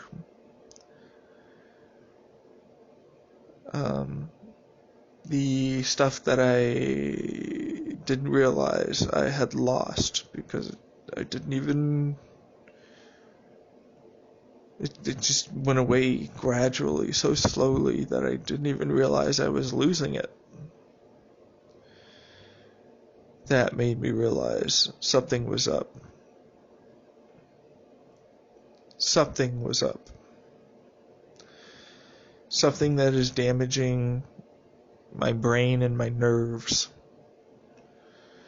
There are certain things that can be explained by trauma that's physical that I gave to myself for some of the nerves trouble that I've been having. But there are some other things that are definitely, I think, indicative of a slow progression of continued nerve damage. And so I'm afraid and would definitely like to get that checked out sooner rather than later. It's a very scary thought. Autoimmune, even if it starts out extremely mild and you catch it early, it is a forever disease that will constantly, never-endingly, progressively destroy your body. All of them are. When your own immune system attacks your nerves and organs and everything else, there's not much you can do about it. There really aren't any cures, so to speak. There are treatments, but there are no cures. So you can slow down the progress, reduce some of the side effects, and hope that the people working on drugs have something coming up.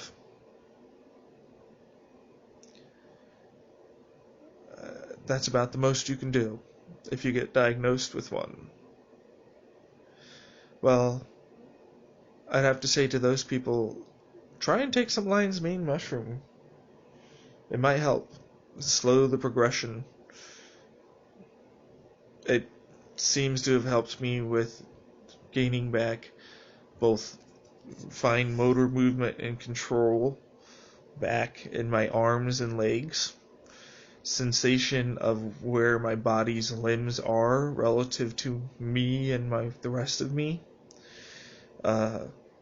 numbness and tingling that eventually went away to sensations of both pressure and touch, and hot and cold again, that weren't there or significantly reduced in those areas. And it has only been about 2.5 weeks so far. Roughly 2 to 2.5 weeks, somewhere around there. That's a significant change, and a not significantly short period of... I mean, it's a significant change for the better in a fairly short period of time, considering most drug trials tell you you're going to be waiting at least a month. You might start to feel some help, if you're lucky. This mushroom was able to do it in less than 3 weeks for me, for the beginnings of genuine, not like, oh, maybe it's helping, maybe it's not, placebic type effect. Instead, it's clear. It follows the standard practice of what happens when your nerves repair themselves. If they're damaged, they'll shut off and you won't feel anything. You'll start to get numbness and tingling. Then they're overexcited because they're finally being expressed again, and they're damaged, and so they constantly re-express, so they're usually oversensitive.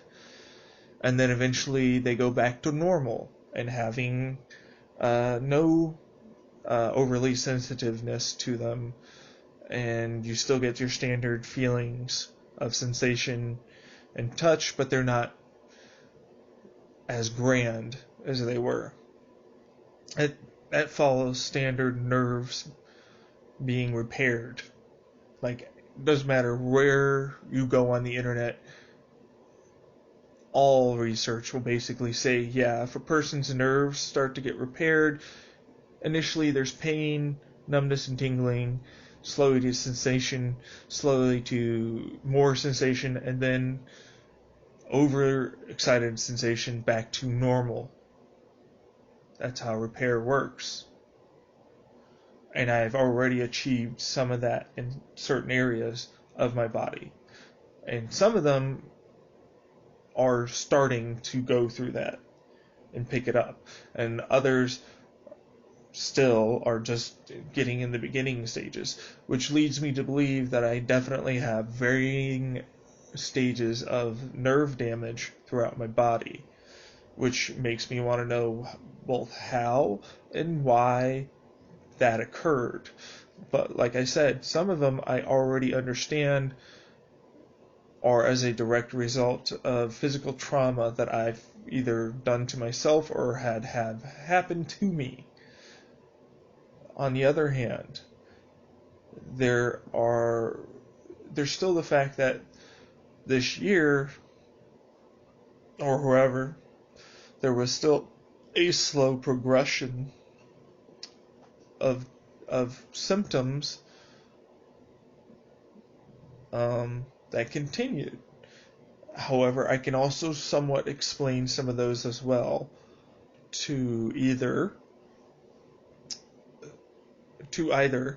uh, damage that was already done in the past but wasn't healing properly, i.e., the rectal trauma I gave myself, and the subsequent lack of sensation in the genital rectal area and lower abdomen has come back and went through its numbness and tingling, overexcited, to now controlled phase.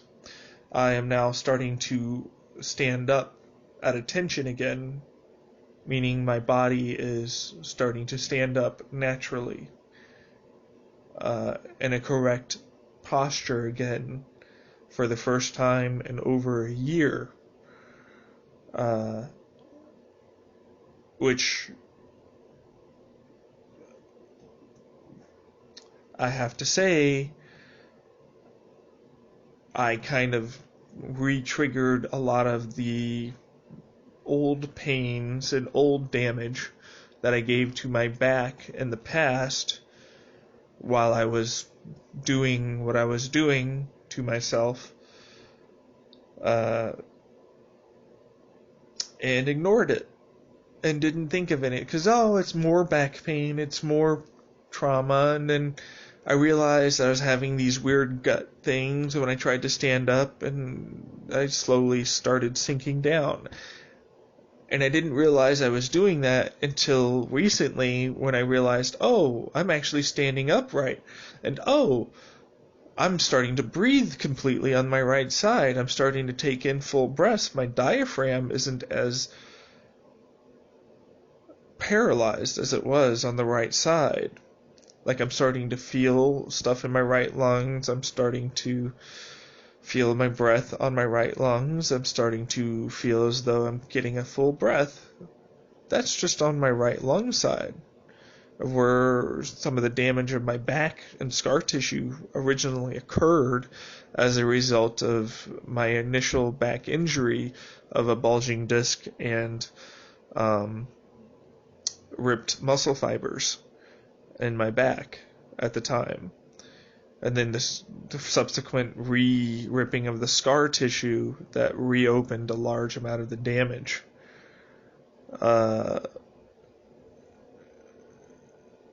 So, yeah. When I reactivated that, it would appear as though I damaged the nerve to the point where it just didn't want to work anymore. That was also right around the time. So I really do believe that those UTI antibiotics significantly increased the damage to my nerve endings at the time than anything else.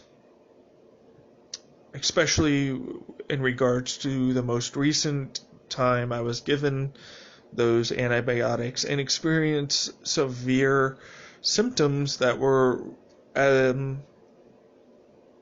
well, quite frankly, I should have went to the ER about, now that I realized that how dangerous they were and how they were occurring and how long they occurred for. Luckily, they are not occurring anymore. I am no longer on those medications, and this particular supplement seems to be repairing some of the nerve damage that occurred. I have also gained back some of my mental acuity, memory retention, articulation of words, and overall cognitive, logical thinking skills back. Memories from the past are starting to become more clear. And in general, I think that this is a good supplement to have. I also believe that the supplements that I was taking previously are helping this supplement in many ways. And as a result, is allowing it to do its thing in a faster and more efficient manner in my system than would be typical for the average person. You have to remember that the average person's gut lining is severely thickened, and it takes more to get to be able to have the same amount to get through. This is usually as a result of soft drinks and alcohol, along with junk food, essentially. There's no other way to put it. Canned, heavily processed foods, high in salts and sugars, acids for preservatives, that ultimately damage your stomach and intestinal lining, and it takes a long time for it to go back to normal.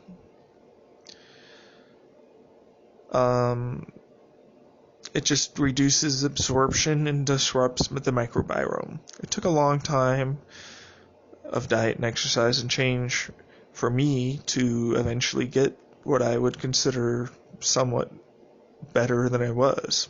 I wouldn't even know what my normal is because I never had a normal, considering at the earliest age I had a craving for stuff like soda. So it's probably the healthiest my gut has ever been.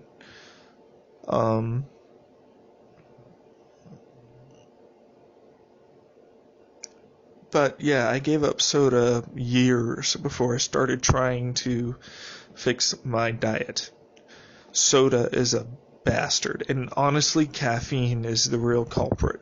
The caffeine sugar combo is a double whammy of dopamine response. So be careful. It's very addictive. You will experience your crash, you will experience your high, and you will get addicted. I tried to cold turkey multiple times from, essentially soda, which was sugar and caffeine. I experienced severe withdrawals, severe cravings. Honestly, is one of the hardest things I've ever done in my entire life, and it took multiple tries. It wasn't easy, and what it really came down to was substituting the caffeine in a different way. Instead of having the sugar help the caffeine express more dopamine, I switched over to straight coffee, initially with sugar and milk, until eventually I got it to black coffee, and that's my go-to these days. By far and away healthier, by every stretch of the imagination. If you are a tea drinker, do that. But try and reduce if I were you, I'd try and reduce for a start, for your diet, to just try and stop all consumption of soda. And just that. I'm not talking junk food, candy, whatever. Just soda. Just soda. And I do mean also juices, from concentrate or not, that have over these exorbitantly large amount of glucose and sugar contents. Get rid of those. And instead, your juice is either going to have to be directly from the source, so you're going to be making your own, or you're switching to a tea or coffee or a combo, depending on whatever the hell you want. Doesn't matter. But those two are a healthier alternative to the destruction that you're putting into your system. And that includes your standard emergency or daily energy drink. Okay, it's not good. Every once in a while, it's not gonna kill you, but it just still does damage, and damage is damage. Um, so, if you want to have your microbiome come back to you, and you want to have your stomach intestines absorb better the nutrients that you are taking in from either eating various foods or supplements or medications, whatever it is, you want it to absorb properly and efficiently and help as best as it can. And the best way to do that is to have a stomach that can literally accept things through it, the lining. So, in doing so with less inflammation, which will also help with side effects. So, yeah, it's a good idea if you're going to be doing that to do that. I believe that's what is one of the reasons why the supplement that I introduced, the new Lion's Mane supplement that I introduced, has been as effective as it has. I have a good stomach lining and I eat fairly well. I do not drink large amounts of alcohol very often. And when I do, it's spread out by a pretty significant amount of time, usually. And I just don't eat or drink anything that I would consider that harms that environment as much as I used to. I try and think about it a lot more, because ultimately your gut and intestines are your second brain, and they deserve every bit as much help and nutrients to make them run as efficiently as possible, and in good health as possible, so that way everything's going in harmony. I am excited to what the future holds for this supplement that I am taking and how it will help me. And I mean will help me. In combination with the other supplements and nootropics that I take, I believe the synergistic entourage effect is significant, in such that the nerve fibers, and the connections, neurons, glials, other things are slowly rebuilding and repairing themselves right now. And so I'm excited to see if I manage to achieve some of the calm and peace that I attained in the past. If I'm able to readily reactivate some of those past pathways.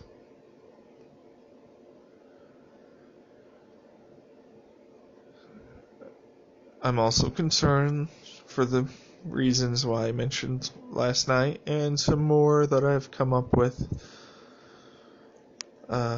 today. So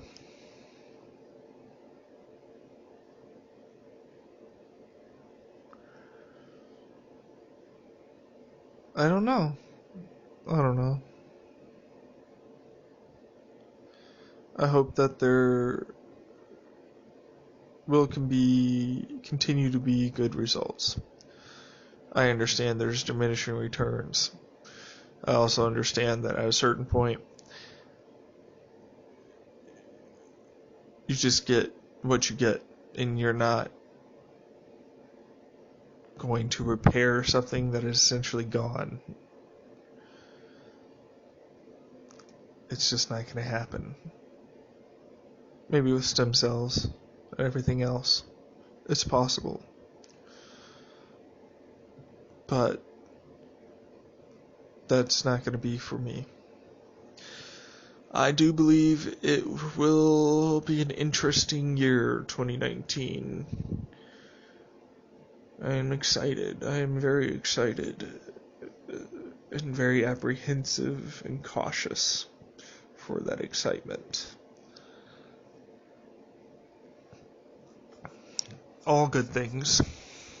All good things. I will need to figure out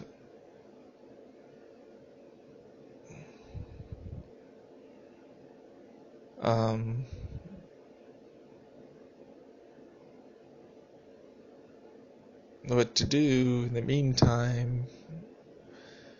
This feels a little bit like I'm floating on an idyllic ocean right next to, you see like a small island in the background, very pale, bright blue waters, temperatures nice, pretty nice and great. And it's been that way for a while. You've seen storms come and go from time to time.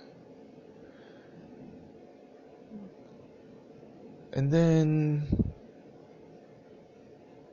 out of nowhere, you see something you've never seen before just on the horizon, slowly coming towards you. And there's nothing you can do.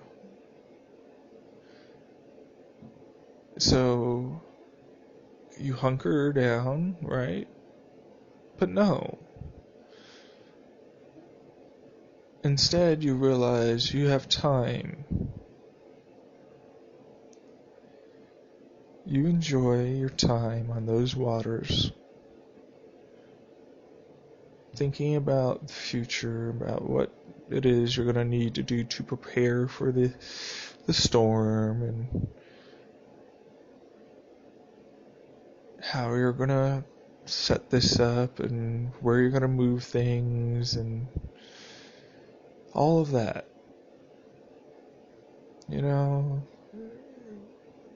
And then you slowly let yourself drift backwards towards the shore.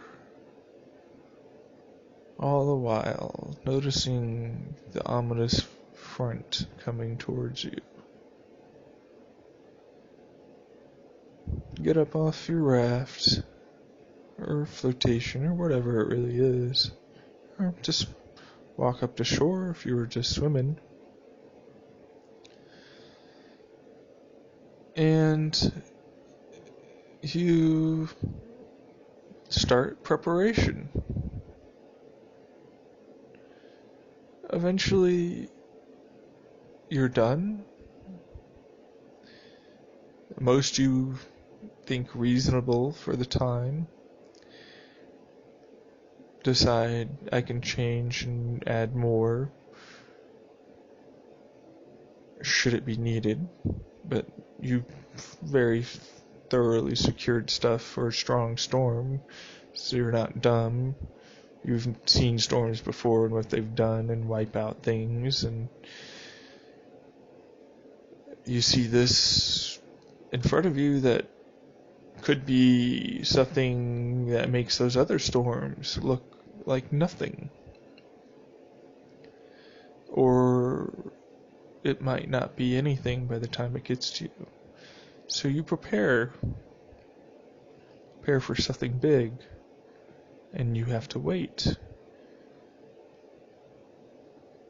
In that situation, at least you could do is slowly watch it come towards you, the violent beauty that is the destruction and power of nature.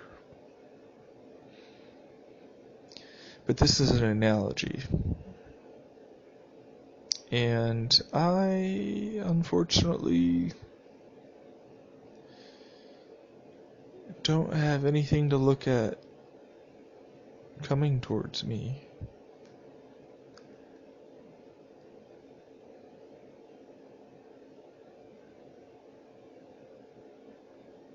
except for maybe the post office codes, but even then. So now I'm going over. I sat down patiently and watched some stuff coming closer. And going over my preparations, making sure they're secure, and I feel they're good enough. And then just back to waiting.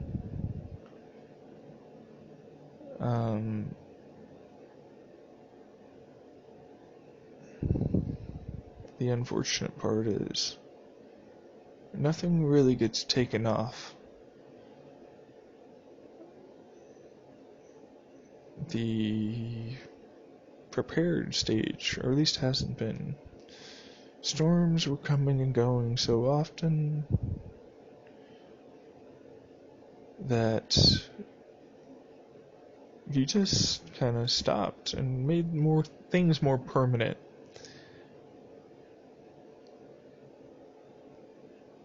And I feel like this time I know that, or you know that,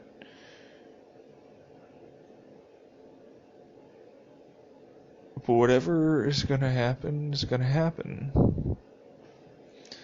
The storm will rip whatever it will take out. You can prepare as best as you can, but you're stuck until the aftermath to do anything.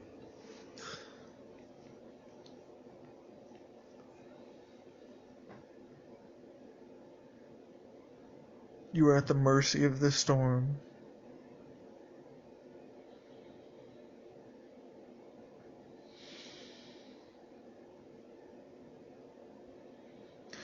You're more than likely going to be alive at the end of it unless you do something stupid like go out into those waters that are churning around. Huge waves. Decide to weigh yourself down with stones and go out there. It's a dumb move. You're going to get yourself killed.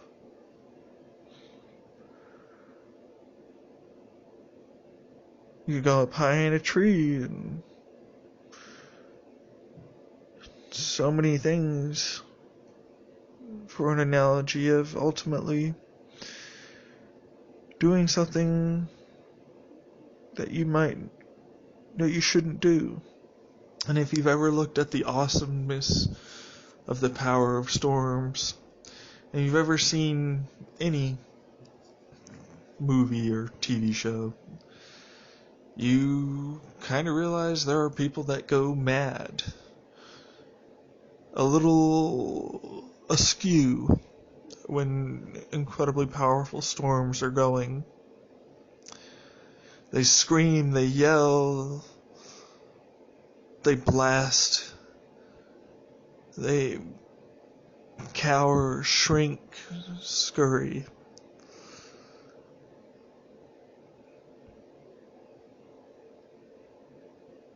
Two sides of a similar coin. An extreme emotional response and the way the brain compensates for it.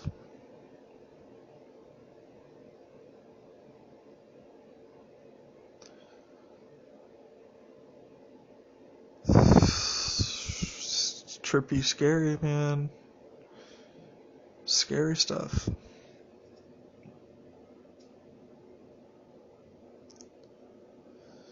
Alright, I gotta go feed the dogs, cats.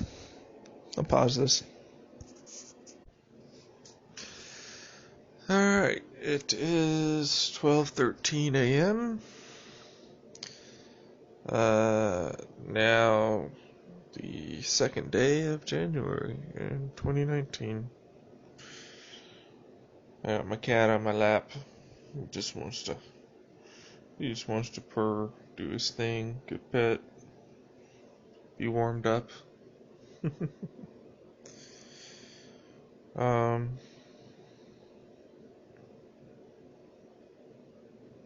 yeah.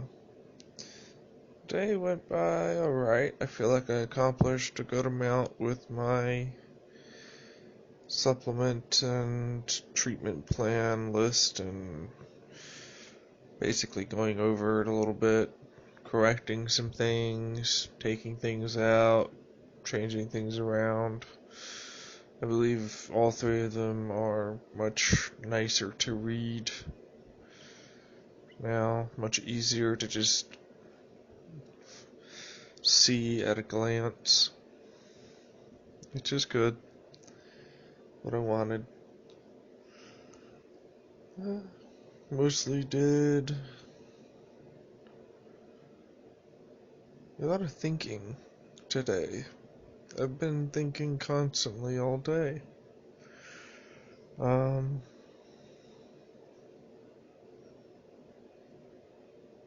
Switching to and from excuse me. Switching to and from various topics in my brain, or switching to and from various things, either watching or reading, or it's really weird, not really focused on any particular thing. It's definitely, I think, as a direct result of just being in limbo, so to speak, waiting. Kind of have my plan ready.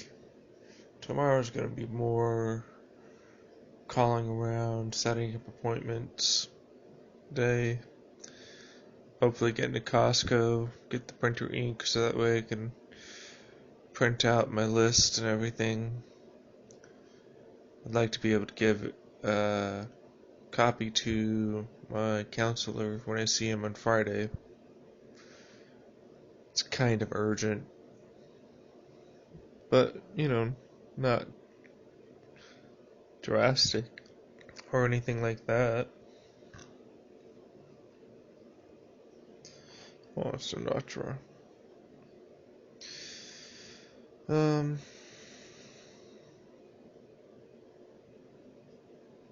of grown bored of listening to trips. Or not listening, reading. In general, though, I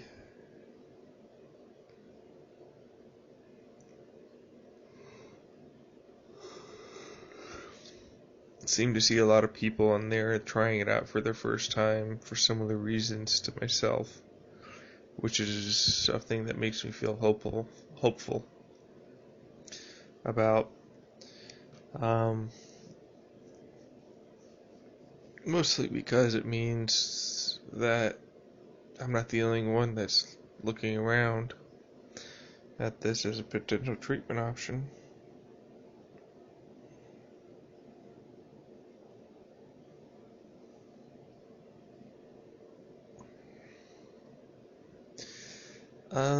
And I did see somebody's trip report with my dosage, not ingestion method, but dosage.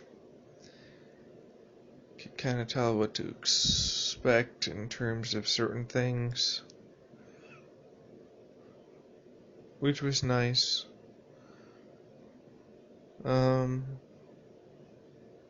Truthfully, I am kind of looking to go into the rabbit hole, so to speak. But that might be later. You want to push my mouse off? Really? Really, Sinatra? That's real close right there.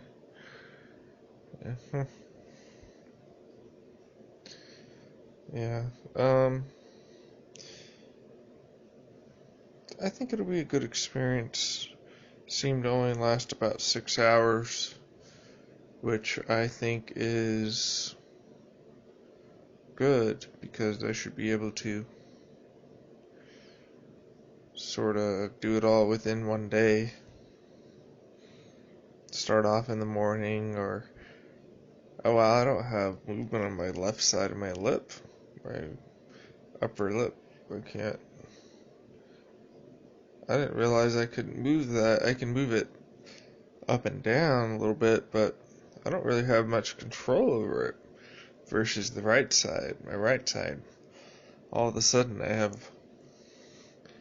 more movement overall, fine movement versus my lip where I have my left side of my lip where I have much larger movement but not as much fine control.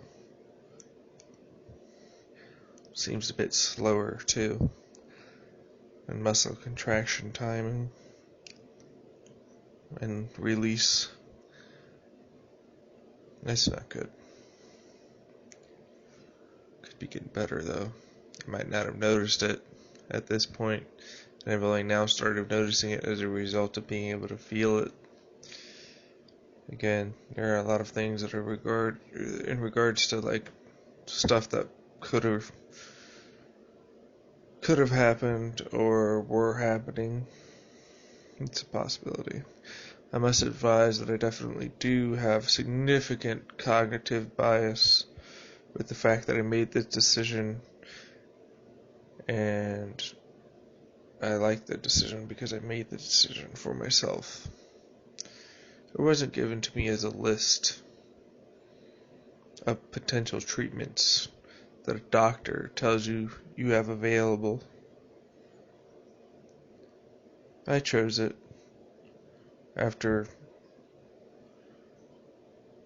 multiple years of trial and error and many failed attempts at many other things. I wouldn't consider it a go-to for the starting person.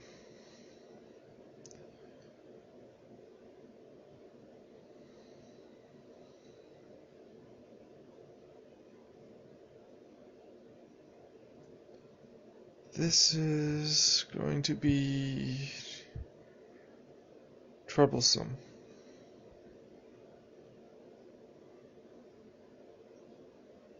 Because I'm getting things that I was thinking with my delusions cropping up again. And I don't like that. I challenge them pretty easily, but it's really nice to think of some team of individuals somewhere for some reason taking a look at how it is I'm doing things and sending that information out to other individuals to be used just because I thought about it or was even talking about it, which is odd. I feel like that's a manifestation of me wanting to express myself to others, express my viewpoints and my own needs and wants to others to be able to see what happens and see if things change.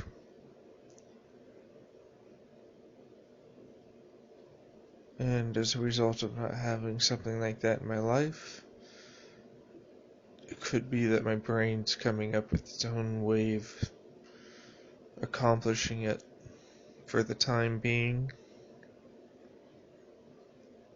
because I need it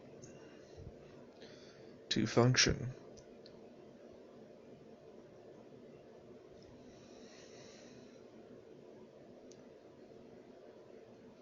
Again, self-diagnosis, bias, blah blah blah.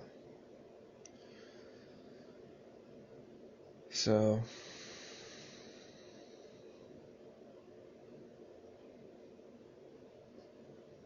it just is what it is. I hope that the mushrooms continue to help and that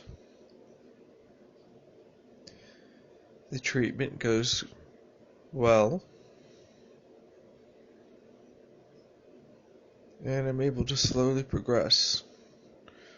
I'm excited about the entire year of 2019 being a build-up year, if that's what it is. I don't mind, especially if I end up still feeling better and better as time goes on. I don't need some major event. I don't need any drastic change. I need slow, steady progress for myself. That is backed up with consistency over time to build a new habit.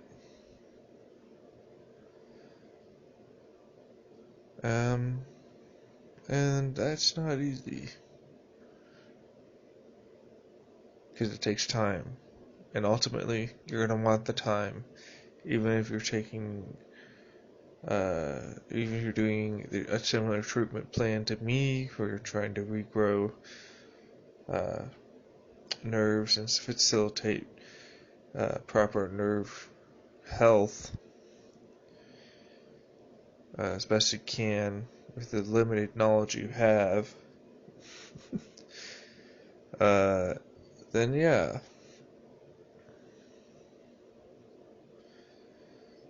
But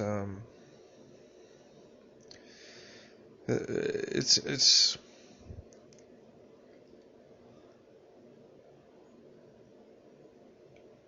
I don't even know if it's gonna work for me. Paul Stamets has an idea that it could help.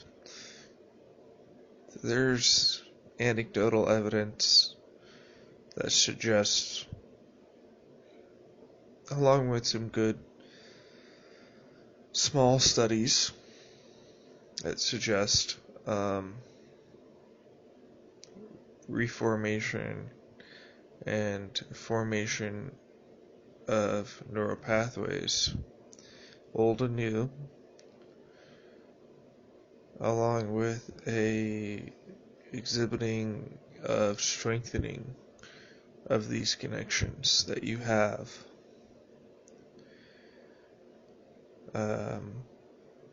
So if you do that in combination with other things, it's possible that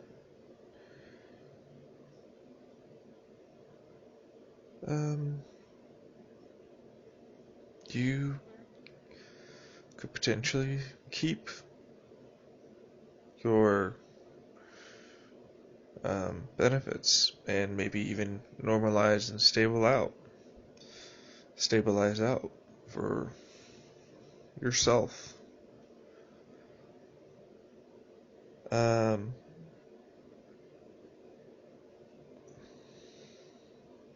Especially if you happen to have brain damage. Not just nerve damage, but brain damage as well, which often coincides together. If it's able to harm your nerves in your body or your gut, then it's able to harm the nerves in your brain.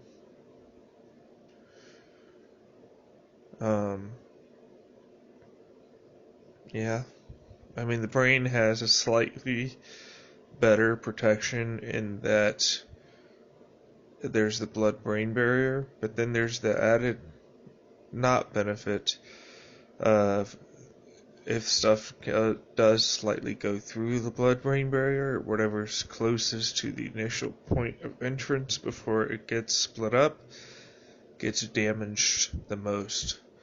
It just so happens our dino brain and a lot of our important functions are deep inside our brain. This is more than likely to protect them from impact, but it is a rather direct access from your blood vessels to these areas.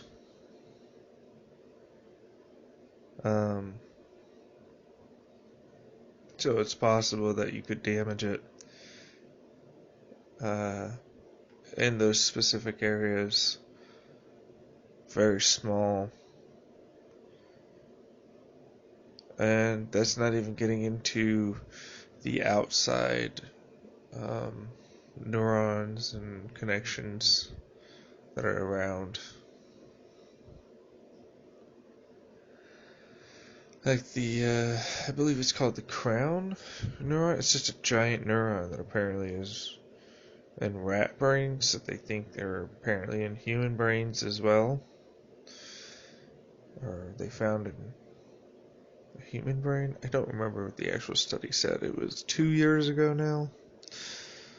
Uh, but the implication was that there's a possibility that there's a different sort of neuronal connection that the brain has that isn't necessarily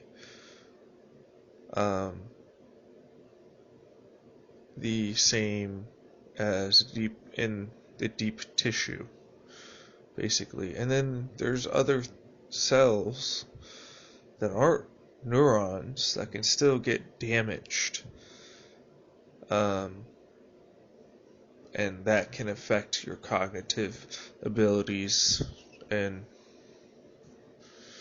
other things as well. So it's one of those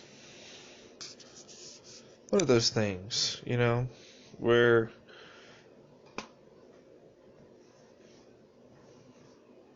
I don't really know what happened, how it happened, or why it happened. I just have good preliminary evidence that I'm very biased to, that there was most likely nerve and brain damage that occurred, both in my gut, as I've been able to feel more full lately. Cold and heat sensations have started to reappear in my stomach. Acidic and non-acidic sensations are appearing in my stomach. And in general, less nausea, less trouble with my overall intestinal system. Like, regularity is through the roof, and for bowel movements. And same with urination, is even better, more fluid. Everything's better now.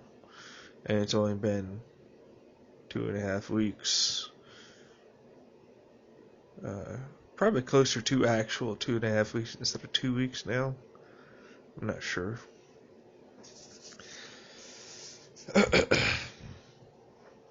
So that's incredible.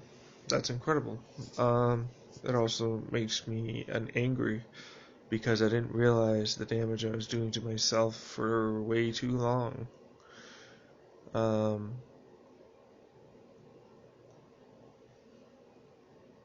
Or I was doing to myself, or something was doing to me, or a combination of. And anybody goes, oh, well, it's possible placebo. This is true. This is very soon. Early data. It takes about 2 weeks, usually, for things to really get into a person's system. But I was able to start feeling some effects as early as a week in. Actually, technically, within 3 days, if I want to be blatant about it, they could have been. Because every once in a while I would get pain or numbness and tingling in my feet or legs upon standing, or upon, or for long periods of time, staying on my, or doing basic standing or walking around. Now I don't get any of those. But, like, it was intermittent. Like, I knew that it would flare up usually after I'd been on my feet for a while, and I in turn expected to have those issues later.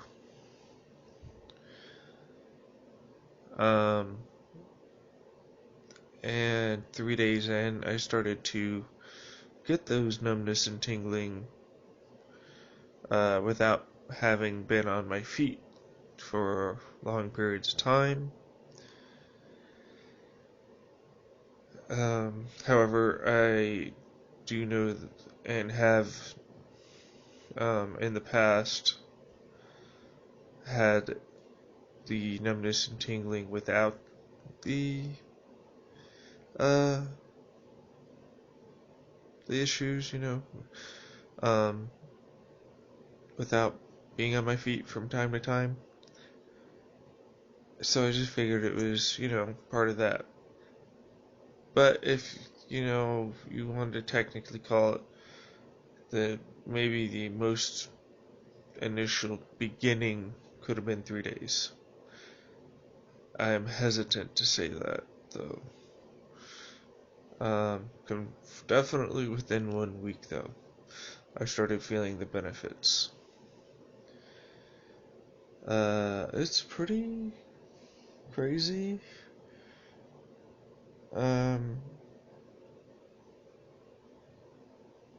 It's fast. And I don't know why it's as fast as it is for me or to me. It is possible that the myelin sheath was already repaired by this point, but the nerves underneath, which actually take longer to heal, were damaged. And so, therefore,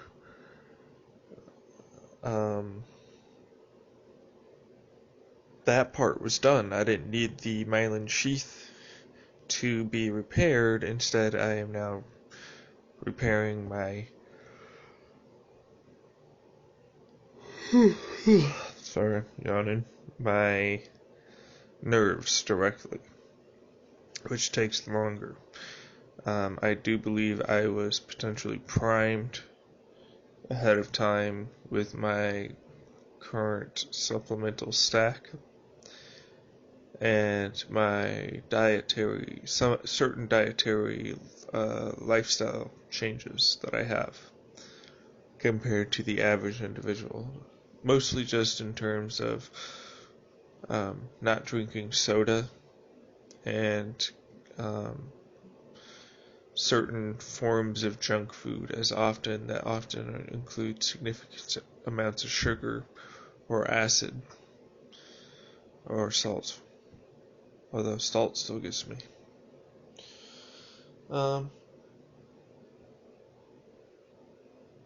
Yeah, I'll have to see what happens. This is strange and lovely at the same time.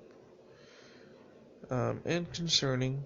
I want to know the source of the nerve damage, or if it is nerve damage.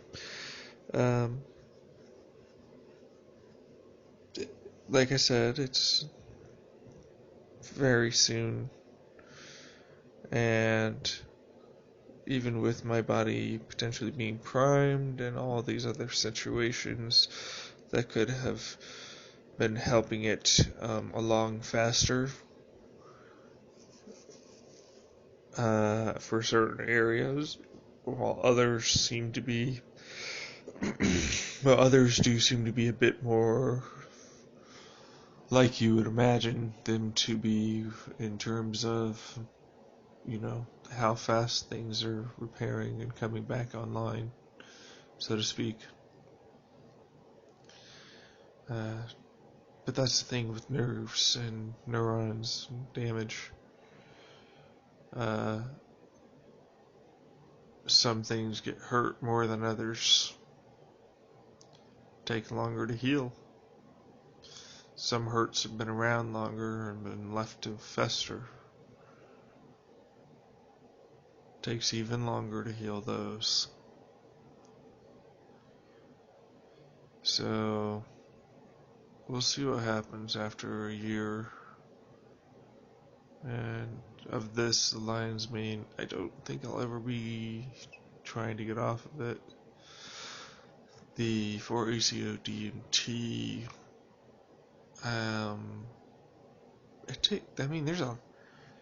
there's a lot there. it's not exactly mushrooms. So the entourage effect isn't as present. I don't know if there will be as significant. I don't know if there's going to be as much of of a reaction, or not reaction, but as much of a benefit to the new formation and reformation of neurons.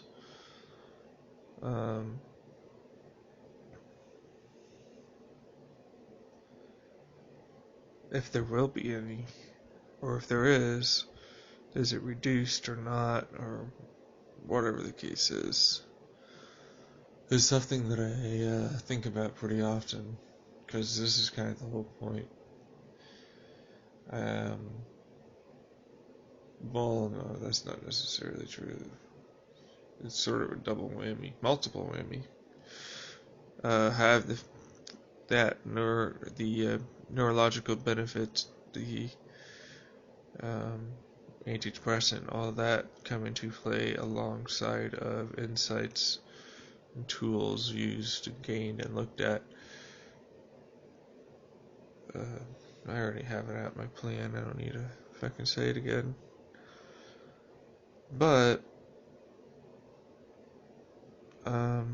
yeah, it was definitely different.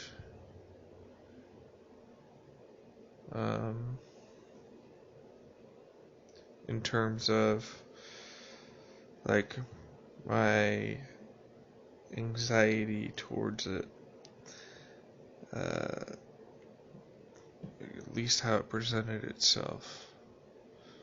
It didn't start off anything other than the barest passing thought in my mind.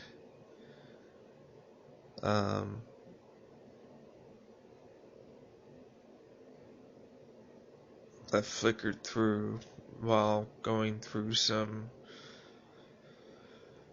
stuff from Paul Stamets or whatever, and I forgot about it. And then now it comes up more and more.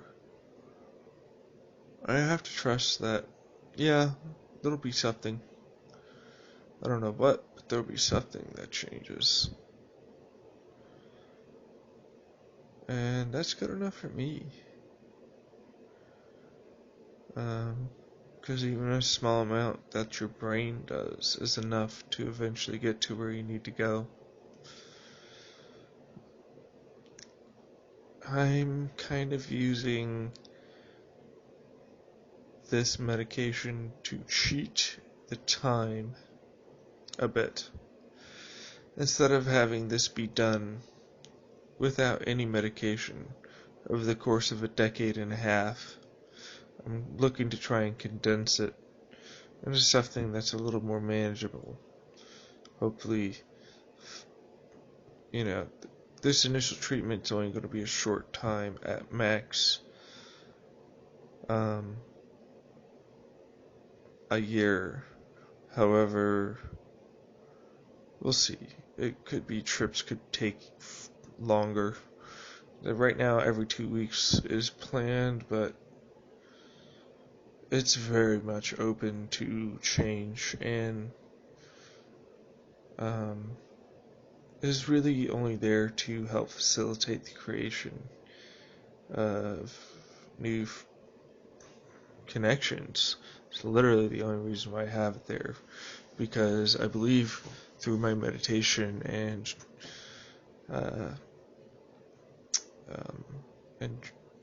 everything else that I was doing, I more or less connected and let go a lot of my stuff, but connected a significant portion of my control through that larger neuron, more than likely as a result of having worse connections and the appropriate places to send information through. However, as a result of channeling information through this particular part of my brain, it did open up other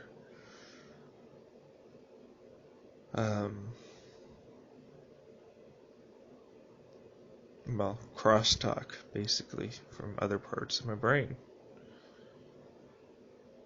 I could be very wrong. This is incredibly subjective, and by no means have any evidence to support this. I'm purely going off of speculation at this point. So, huge grains of salt. These are just what I think may or may not have happened.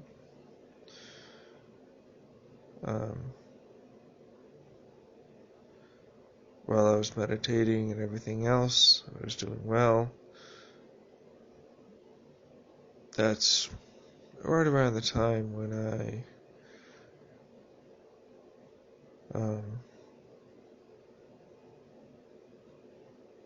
what's the best way to put it?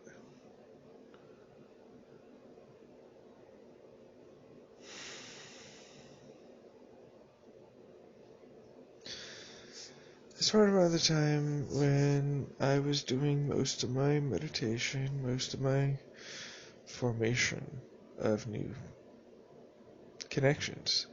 By that point, I had terrible self-control, terrible emotional self-control, and in general had lots of trouble.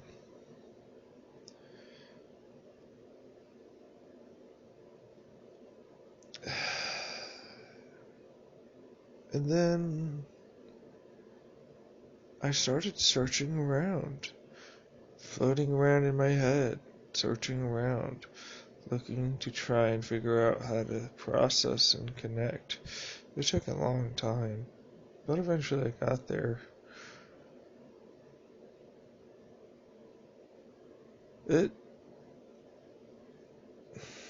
I kind of learned the art of looking at my own damn brain, and there were multiple moments while I was having some of my delusions or trips or whatever, that where I would close my eyes and still be looking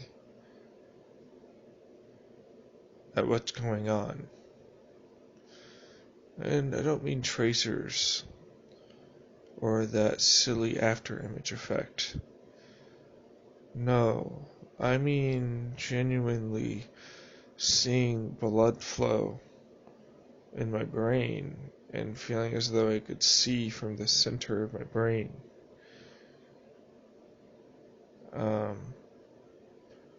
Right around the pineal gland.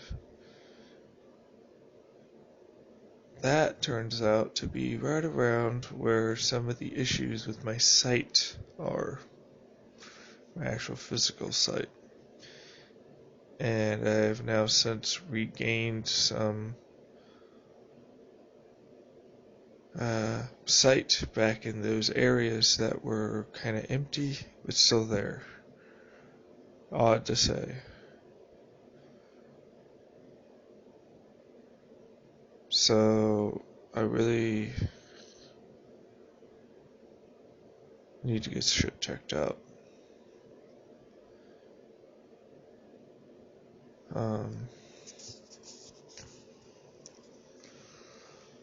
I know I've had an MRI and everything else, but it might be a good idea to go with something else to maybe rule out other possibilities. We'll see how this goes. In general, my first reaction is the immediate worst case scenario treat for that. But if that was the case, everybody would have cancer and nobody wouldn't be taking radioactive therapy and chemo. So, that's not practical. Let me get some water here.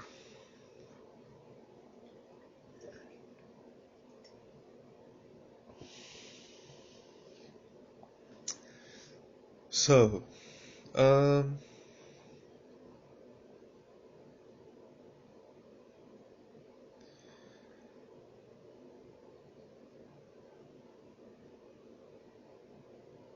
I don't really know what to say other than I want it to work so damn bad.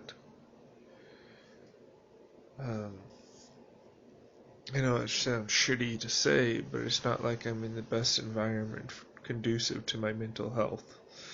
I'm just not. I also know that I can't be alone by myself currently, which is frustrating.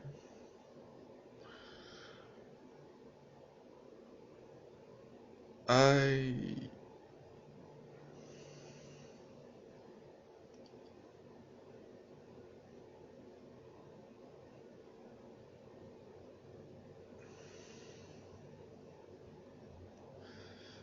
would like to be able to say this worked and I'm moving forward.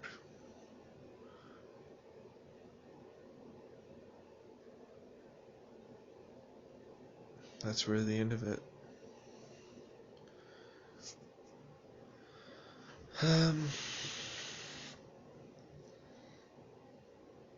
Yeah, I think I'm kind of done.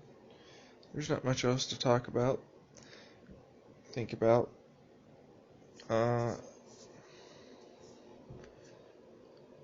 Yeah, mostly just sat around, thought about things, watched a couple stuff,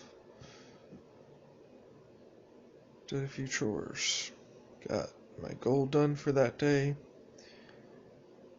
felt good about that, and so yeah,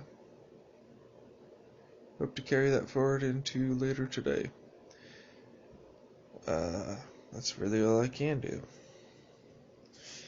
Alright, this is good enough.